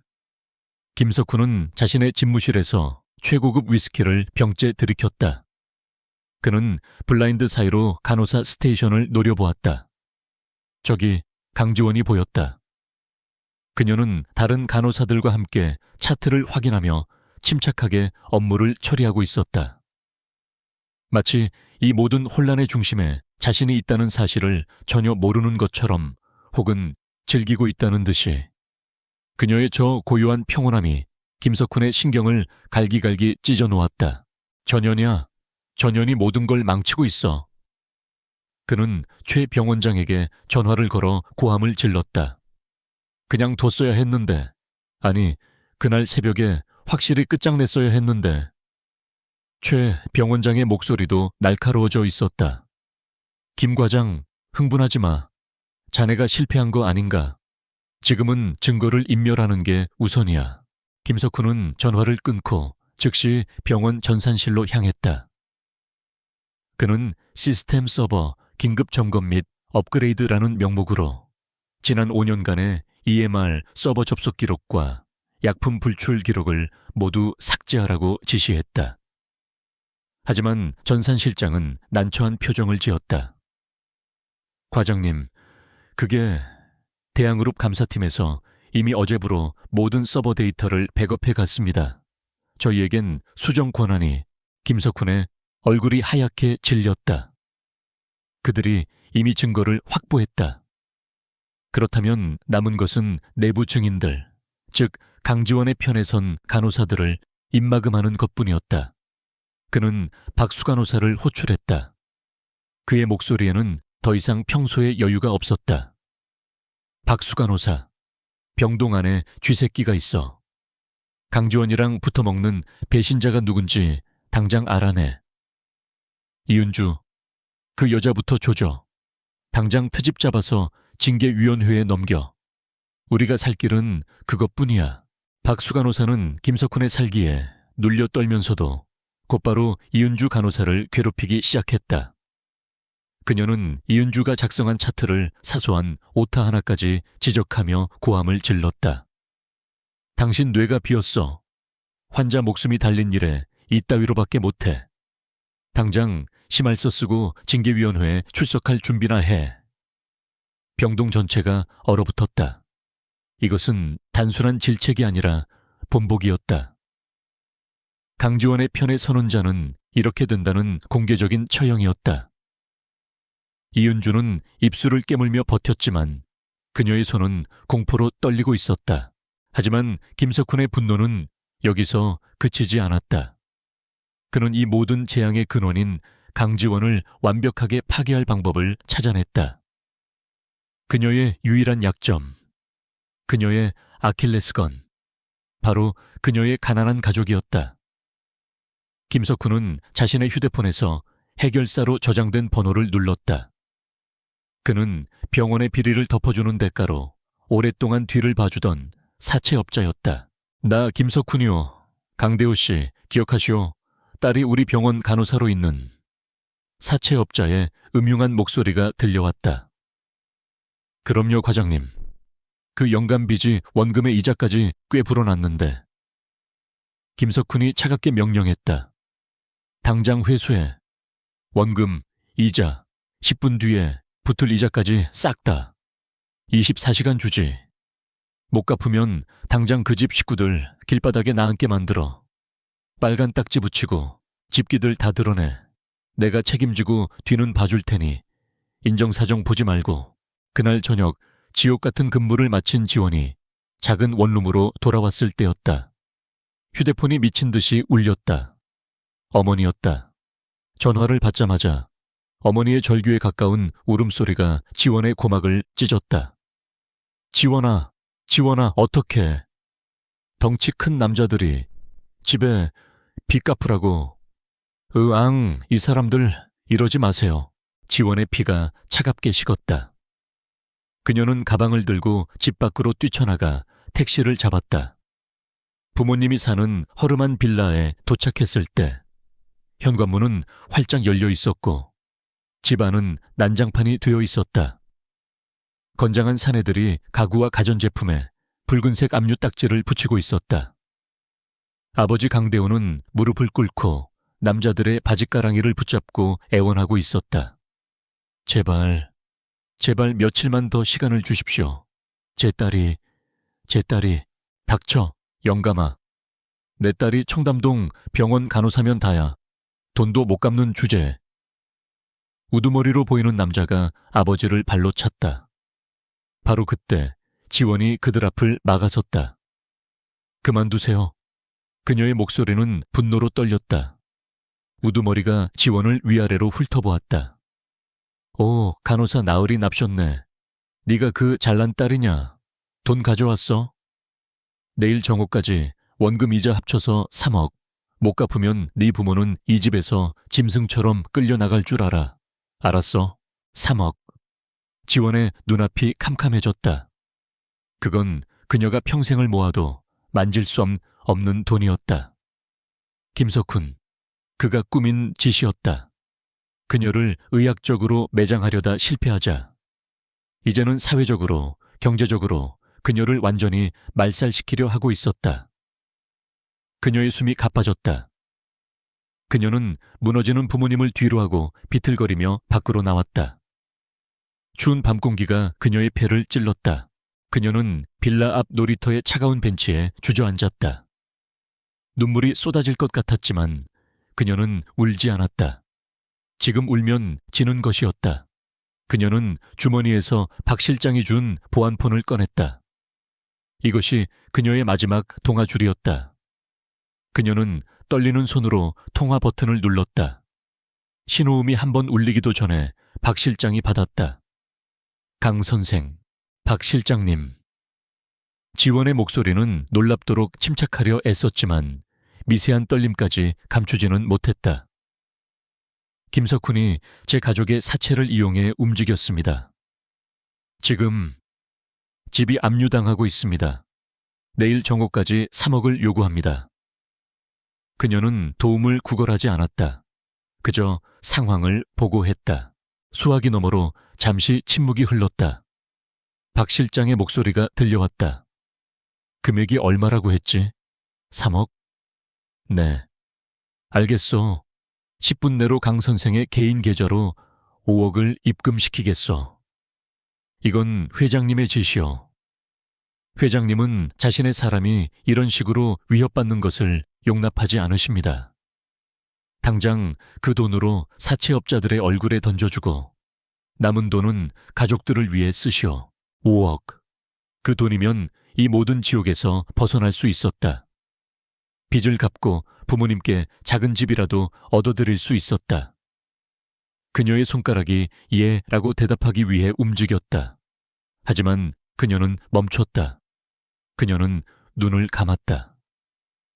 만약 이 돈을 받는다면 그녀는 김석훈과 최영재가 자신에게 씌우려 했던 VVIP에게 돈을 뜯어내려 한 가난한 간호사라는 오명을 스스로 인정하는 꼴이 되었다. 아니요. 지원이 입을 열었다. 그녀의 목소리는 더 이상 떨리지 않았다. 차갑고 단단했다. 못 받습니다. 수화기 너머에 박 실장이 당황한 기색을 숨기지 못했다. 강 선생, 지금 장난하는 거 아니오. 이건 명령이오. 저를 돈으로 사지 마십시오, 실장님. 지원이 말을 이었다. 제가 이 돈을 받는 순간 저는 그들과 똑같은 인간이 됩니다. 저는 돈 때문에 싸우는 게 아닙니다. 저는 자선이나 동정을 바라는 게 아닙니다. 저는 정의를 원합니다. 김석훈이 제게 돈 봉투를 내밀었을 때 제가 거절했던 이유와 같습니다. 그녀는 숨을 깊게 들이마셨다. 제게 필요한 것은 돈이 아닙니다. 저 사채업자들이 김석훈의 사주를 받고 움직였다는 증거를 잡아주십시오. 그리고 제 가족을 저 폭력에서 보호해 주십시오. 빚은 이 모든 것이 끝난 후에 제가 어떻게든 갚겠습니다. 하지만 지금은 아닙니다. 김석훈이 제가 돈 때문에 무너질 거라고 생각했다면 그는 틀렸습니다. 저는 절대 무너지지 않습니다. 놀이터의 가로등 불빛 아래 지원의 눈은 붉게 충혈되었지만 눈물은 없었다. 그녀의 얼굴에는 가난한 간호사의 고단함이 아니라 신념을 지키는 전사의 결연함이 서려 있었다. 박 실장은 한동안 말이 없었다. 그는 수많은 인간 군상을 봐왔지만 이런 사람은 처음이었다. 알겠소, 강 선생. 그의 목소리에는 깊은 존경심이 묻어났다. 회장님께 그대로 전하겠소. 가족들은 걱정 마시오. 지금 즉시 정리에 들어가겠소. 그리고 김석훈의 밧줄은 확실히 조이겠소. 전화가 끊겼다. 지원이 집으로 돌아가기도 전에 붉은 딱지를 붙이던 사채업자들이 갑자기 다급한 전화를 받았다. 그들의 얼굴은 공포로 하얗게 질렸다. 그들은 황급히 압류 딱지를 떼어내고 무릎 꿇고 있던 지원의 아버지에게 90도로 허리를 숙였다. 죄송합니다. 저희가 큰 실수를 했습니다. 이 이자는 없던 걸로 하겠습니다. 그들은 도망치듯 빌라를 빠져나갔다. 지원은 그 모습을 멀리서 지켜보며 차가운 밤 공기 속으로 하얀 입김을 애쓰시 내뱉었다. 김석훈은 자신의 집무실에서 산산조각난 크리스털 위스키 잔을 내려다보고 있었다. 바닥에는 값비싼 술과 유리가 뒤섞여 악취를 풍겼다. 불과 몇 시간 전 그가 고용한 사채업자로부터 걸려온 전화를 받고 그는 이성을 잃었다. 사채업자는 거의 울먹이며 자신들이 건드려서는 안 될 상대를 건드렸다며 빚을 탕감하는 것은 물론이고 자신들의 목숨을 살려달라고 애원했다. 그들은 강지원의 배후에 누가 있는지 몰랐지만 그 힘은 자신들의 상상을 초월하는 것이었다. 젠장!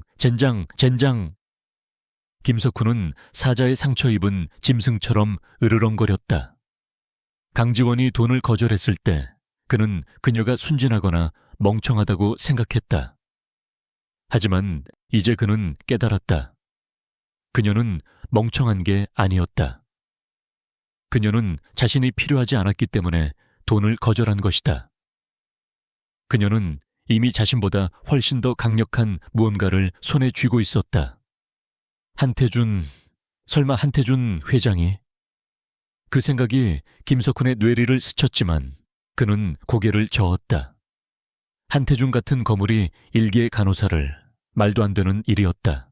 하지만 그의 의심은 병원 복도 끝에서 들려오는 또각거리는 구둣발 소리에 의해 확증되었다. 최영재 병원장이 땀으로 축축한 이마를 닦으며 거의 뛰어다시피 그의 집무실로 굴러 들어왔다. 김 과장, 끝났어. 우리 다 끝장이라고. 최 병원장은 공황 상태에 빠져 소파에 주저앉았다. 방금 이사회에서 연락이 왔네. 대양그룹 투자 부문에서 우리 병원 지주회사에 대한 전면적인 자금 회수를 검토 중이래. 최 병원장이 김석훈의 멱살을 잡을 듯이 달려들었다. 자네가 시작한 일이야. 그 빌어먹을 간호사 하나 처리 못해서 이 사달을 만들었어.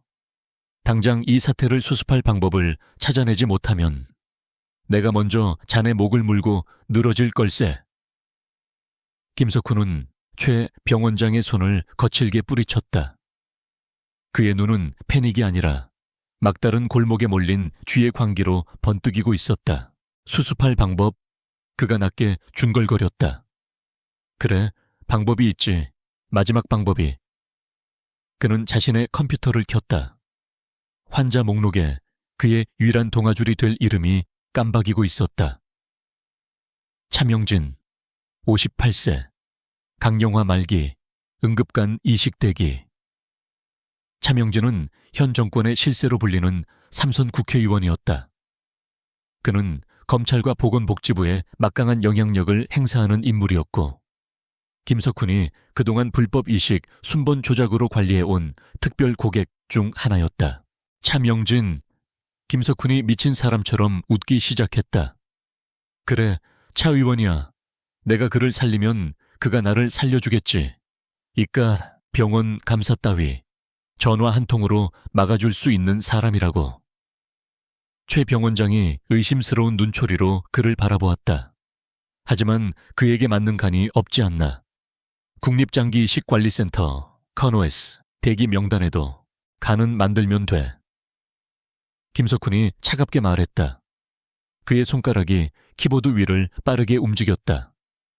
그는 어제 KNUS에서 경미한 지방간 및 조직 부적합 판정으로 이식이 거부된 비급간 기증자 데이터를 찾아냈다. 정상적인 절차라면 폐기되거나 연구용으로 돌아가야 할 간이었다. 하지만 김석훈에게는 그것이 황금 티켓이었다. 그의 계획은 지옥처럼 정교했다. 그는 차명진 의원에게 이 기적적으로 나타난 간을 이식할 것이다. 물론 그는 차 의원에게는 완벽하게 일치하는 최상급 간이라고 거짓말을 할 터였다. 그리고 이식 수술이 실패했을 때를 대비한 희생양을 준비했다. 바로 강지원. 그는 병원 임상병리실의 시스템에 자신의 최고 관리자 권한으로 접속했다. 차명진 의원의 혈액 샘플과 기증자의 간 조직 샘플 간의 교차 반응 검사 결과 파일이 막 업로드되어 있었다. 담당 병리사가 부분 부적합 incompatible이라고 판정한 결과를 김석훈은 클릭 몇 번으로 완벽 일치 perfect match로 조작했다.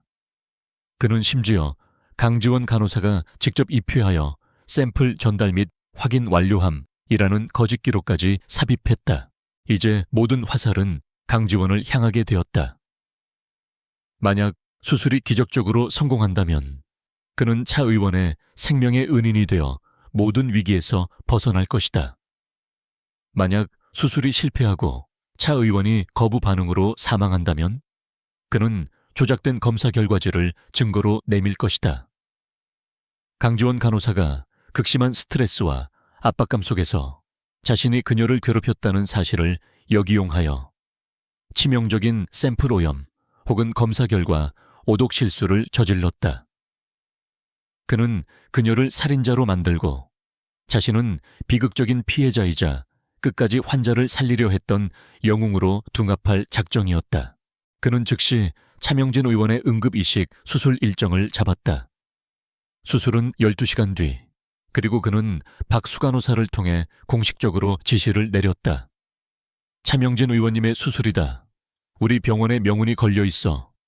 한치의 실수도 용납할 수 없다. 수술실 스크럽 간호사는 강지원 선생으로 해. 그녀가 우리 병원 최고잖아. 그의 지시는 간호사 스테이션 전체에 울려 퍼졌다. 강지원은 차트를 정리하던 손을 멈췄다. 주변의 모든 시선이 그녀에게 쏠렸다.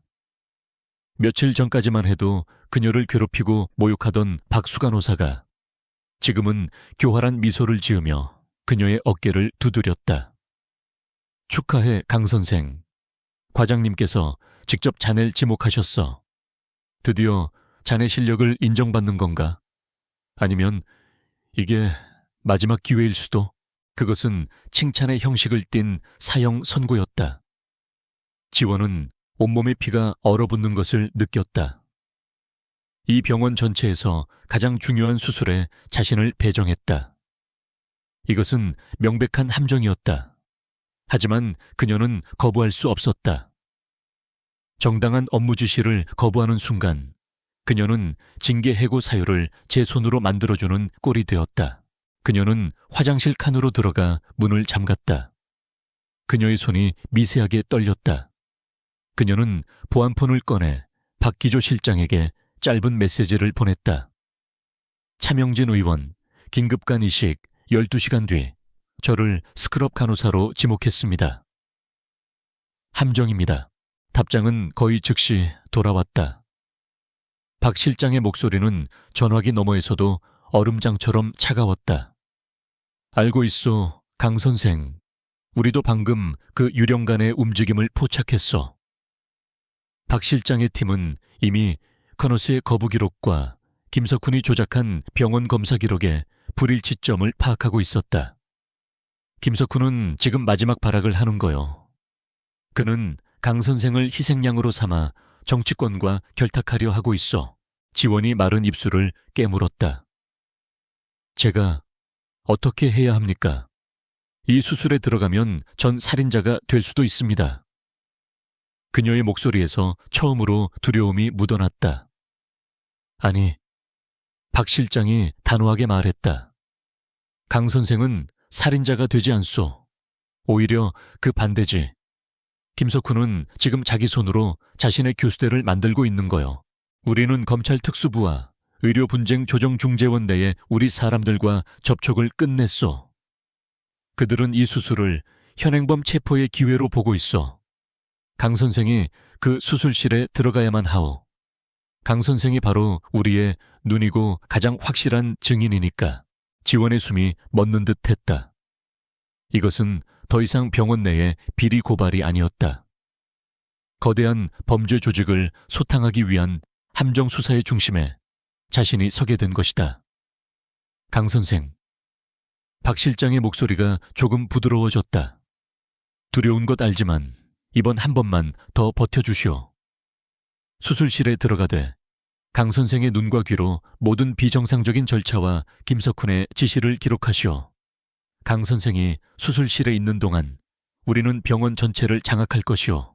강 선생은 혼자가 아니오. 지원은 화장실 거울에 비친 자신의 얼굴을 보았다.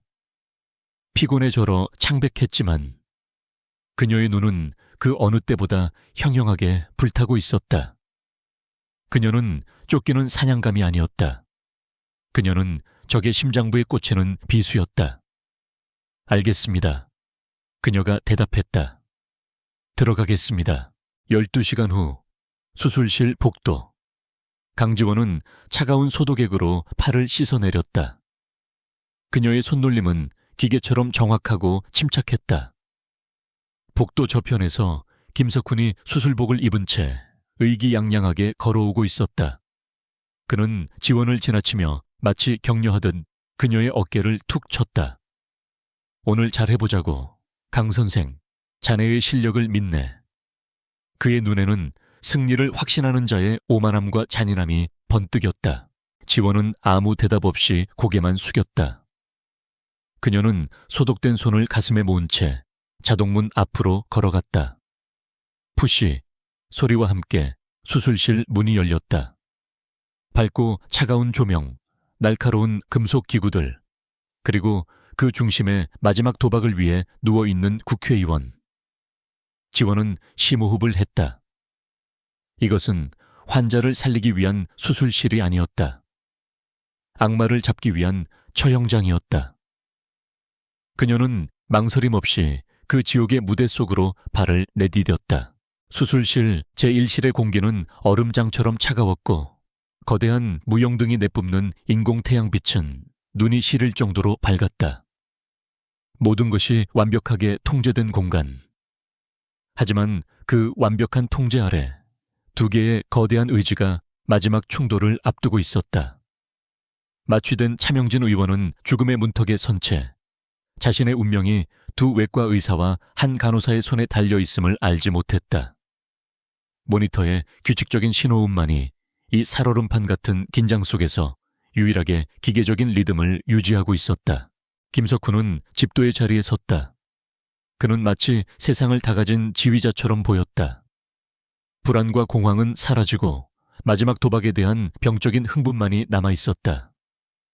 그는 자신이 이 수술을 성공시키고 강지원을 살인자로 만들며 차명진이라는 강력한 방패를 얻어 모든 위기에서 벗어날 것이라 확신했다.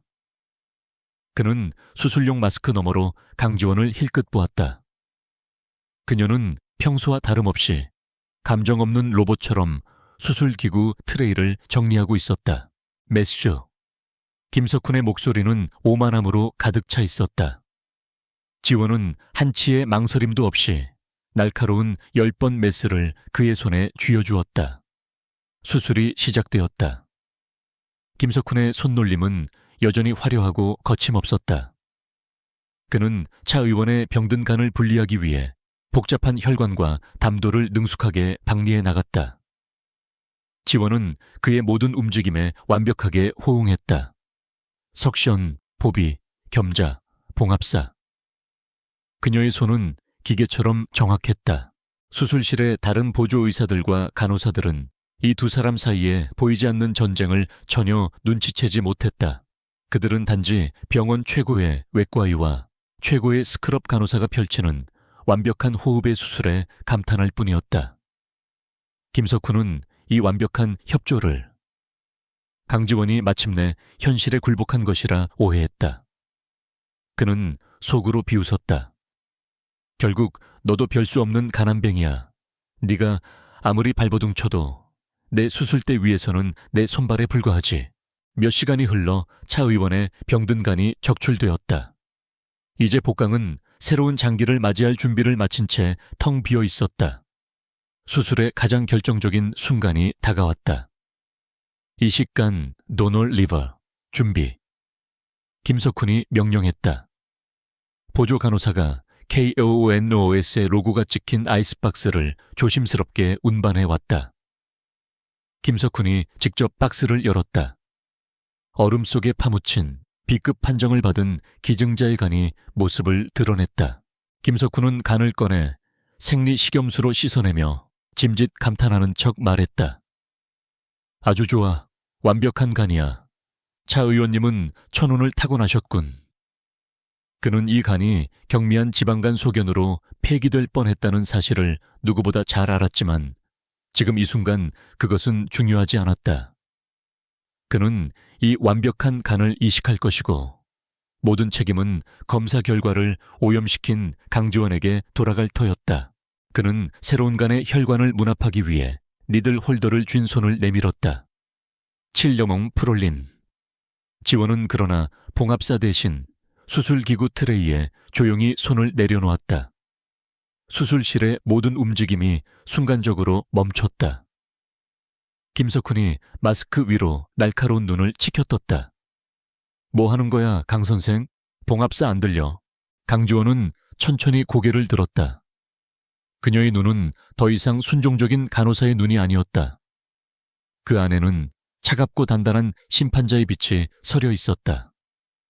그녀는 김석훈의 눈을 똑바로 쳐다보며 입을 열었다. 그녀의 목소리는 나지막했지만 수술실 전체를 얼어붙게 할 만큼 강력했다. 수술을 중단하십시오, 김석훈 과장님. 뭐라고? 김석훈은 자신의 귀를 의심했다. 이 미친년이 지금 감히 수술 중에. 바로 그 순간 지원은 자신의 마스크 속에 숨겨져 있던 박 실장 측이 몰래 전달한 초소형 무선 마이크의 스위치를 눌렀다. 그녀의 목소리는 이제 수술실 스피커를 통해 천둥처럼 울려 퍼졌다. 이것은 한태준의 팀이 제어하는 병원 중앙통제실과 직결된 라인이었다. 이 간은 이식 불가 판정을 받은 불량 장기입니다. 지원의 목소리가 수술실의 모든 의료진과 스피커가 연결된 병원장실, 그리고 수술실 밖에서 대기 중인 박 실장의 팀에게 생중계되었다. KONOS 거부코드 B447 경증 지방간 및 HLA 교차 반응 양성. 이 간은 차명진 환자와 부적합합니다. 수술실의 모든 이들이 경악으로 얼어붙었다. 김석훈의 얼굴이 하얗게 질렸다. 네, 네가 그거를 어떻게 해. 입 닥쳐. 이건 완벽하게 일치하는 간이야. 검사 결과가 증명해. 과장님께서 직접 조작하신 그 검사 결과 말입니까? 지원이 한 걸음 다가섰다. 그녀의 눈은 불타고 있었다. 당신은 지금 이 환자를 살해하려 하고 있습니다. 당신의 비리를 덮기 위해, 그리고 내게 살인죄를 뒤집어 씌우기 위해 이 개의 같은 년이. 김석훈은 이성을 잃었다. 그가 그토록 완벽하게 설계한 함정이 가장 경멸했던 먹잇감의 손에 의해 만천에 드러나는 순간이었다. 그는 수술대 위의 환자도 자신의 경력도 잊은 채 지원에게 달려들려 했다. 바로 그때였다. 움직이지 마. 쾅 하는 굉음과 함께 수술실의 이중 자동문이 거칠게 열렸다. 검은 정장을 입은 검찰 수사관들과 의료 분쟁 조사관들이 쏟아져 들어왔다. 그들의 선두에는 차가운 얼굴의 박기조 실장이 서 있었다. 박 실장은 얼어붙은 김석훈을 지나쳐 수술대 위에 증거물인 불량간을 가리켰다.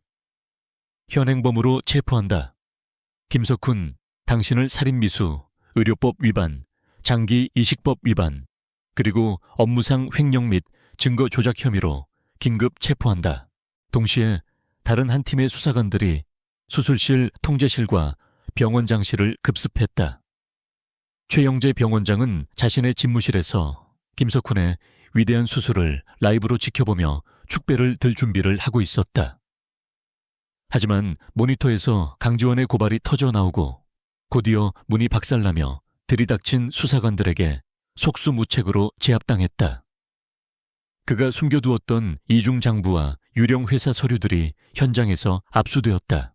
수술실 안은 아수라장이 되었다. 김석훈은 자신이 완벽하게 속았음을 깨달았다. 강지원은 미끼가 아니었다. 그녀는 사냥꾼이었다. 그는 절망적인 분노에 휩싸여 지원을 향해 날카로운 메스를 휘둘렀다.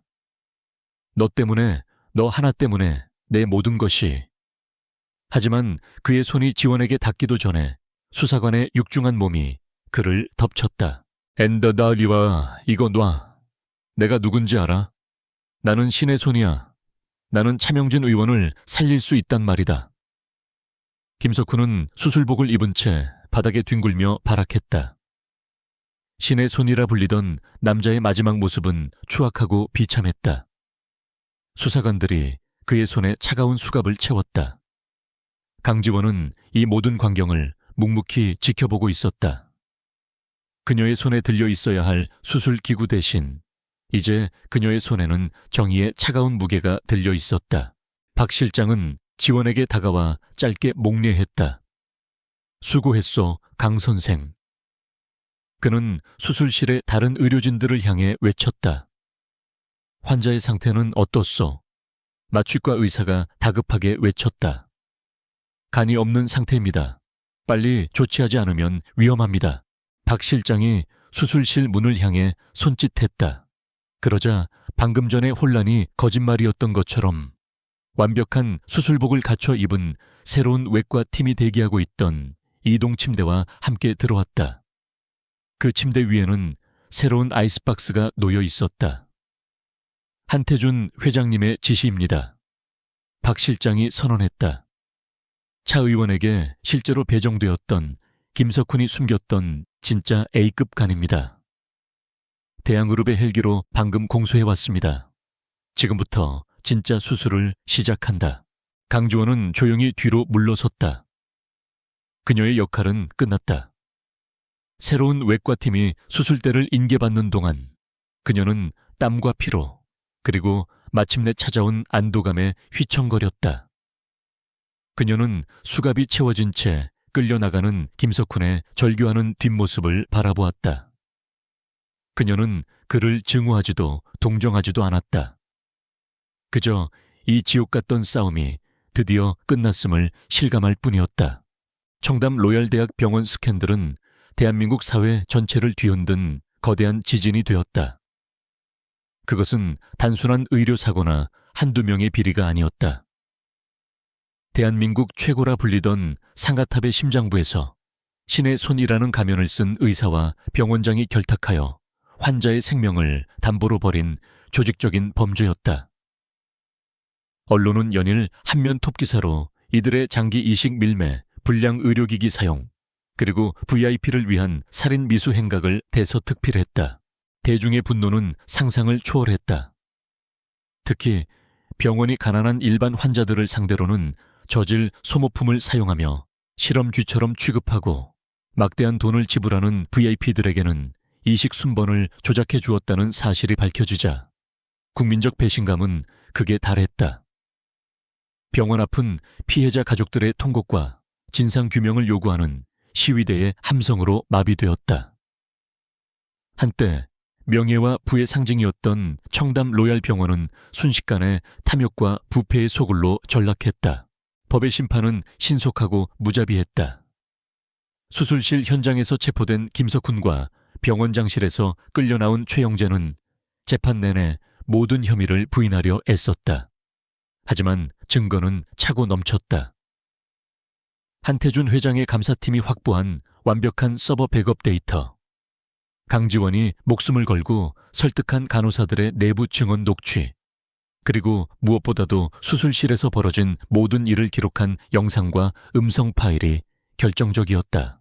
기적적으로 새로운 간 이식 수술에 성공하여 회복한 차명진 의원 역시 자신의 목숨을 담보로 도박을 벌인 김석훈에게 경노하여 그가 과거 자신에게 이식 순번 조작을 암시했던 대화 내용까지 모두 폭로했다.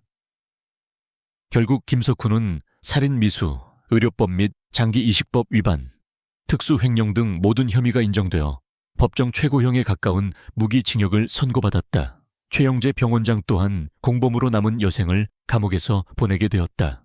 병원은 파산 직전에 몰렸다. 바로 그때 완벽하게 건강을 회복한 한태준 회장이 전면에 나섰다.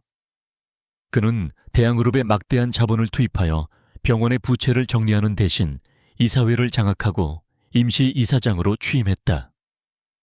그의 첫 번째 명령은 정화였다.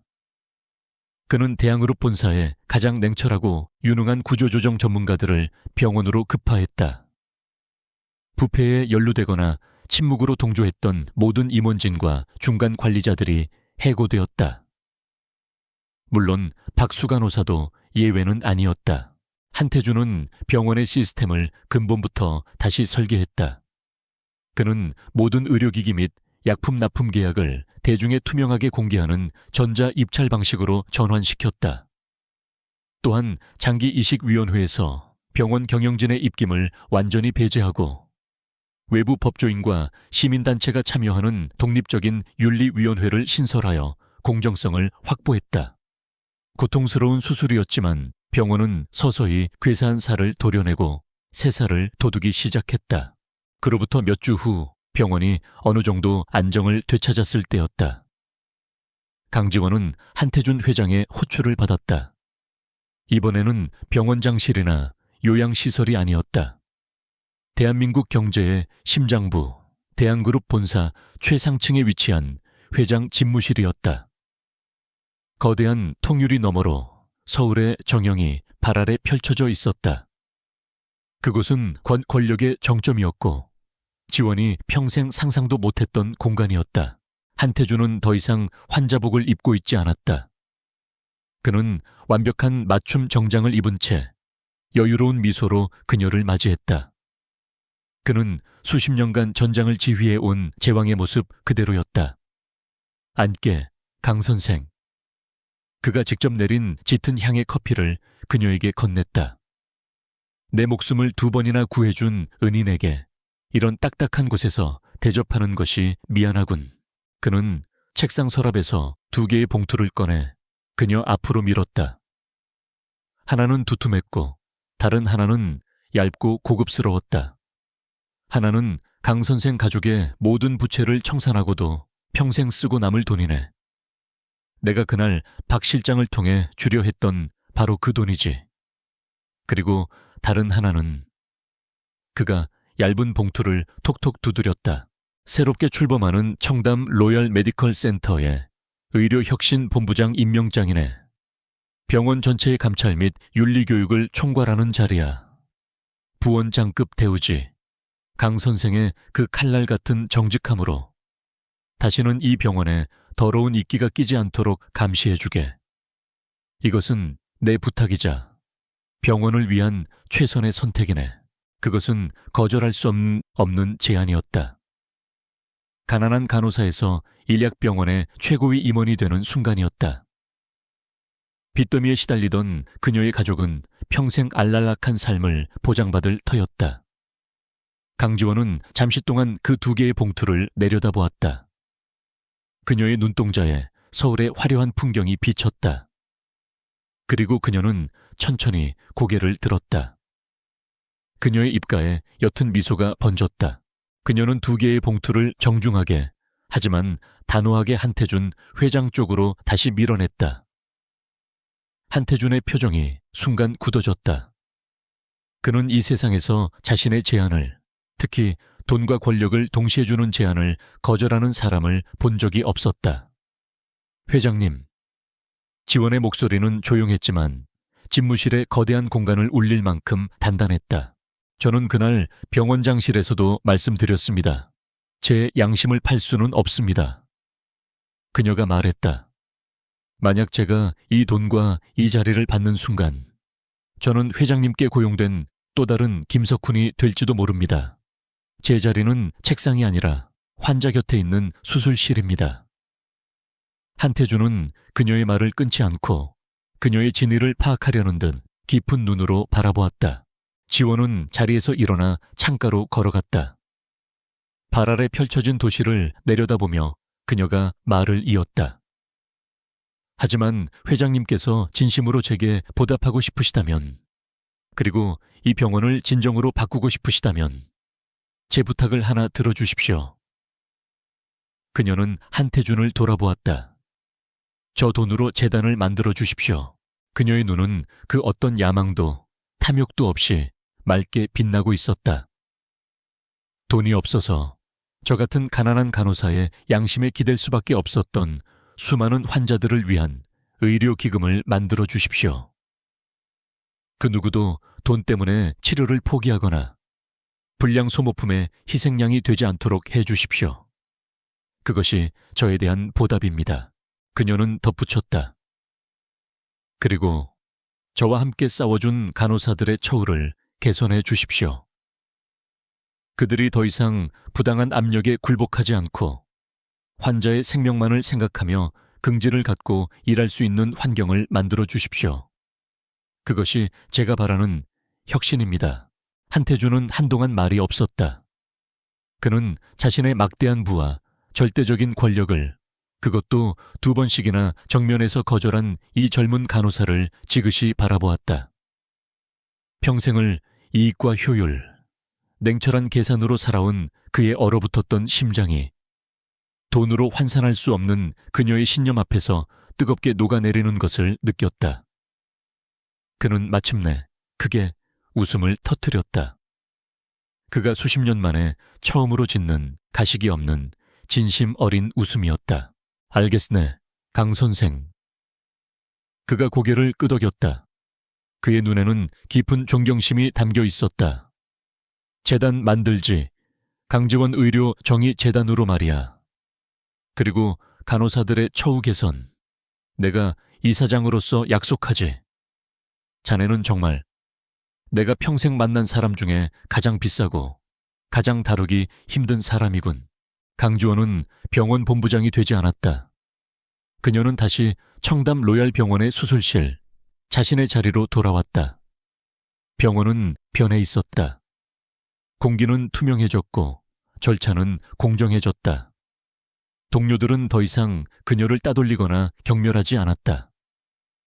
그들은 그녀를 자신들의 권리와 환자의 생명을 지켜낸 영웅으로 경외심 어린 눈으로 바라보았다. 그녀의 가난은 더 이상 약점이 아니었다. 그것은 그녀의 신념을 증명하는 가장 빛나는 훈장이 되었다. 어느 이른 아침, 지원은 여느 때처럼 차가운 소독액으로 팔을 씻어내렸다. 새로운 응급수술을 준비하기 위해서였다. 수술실 창밖으로 서울의 어둠을 밀어내는 새로운 날의 새벽빛이 밝아오고 있었다. 그녀는 차갑지만 희망에 찬 그 빛을 바라보며 조용히 수술실 자동문 안으로 들어섰다. 그녀의 정직함이 지켜낸 병원에서 진정한 새로운 새벽이 시작되고 있었다.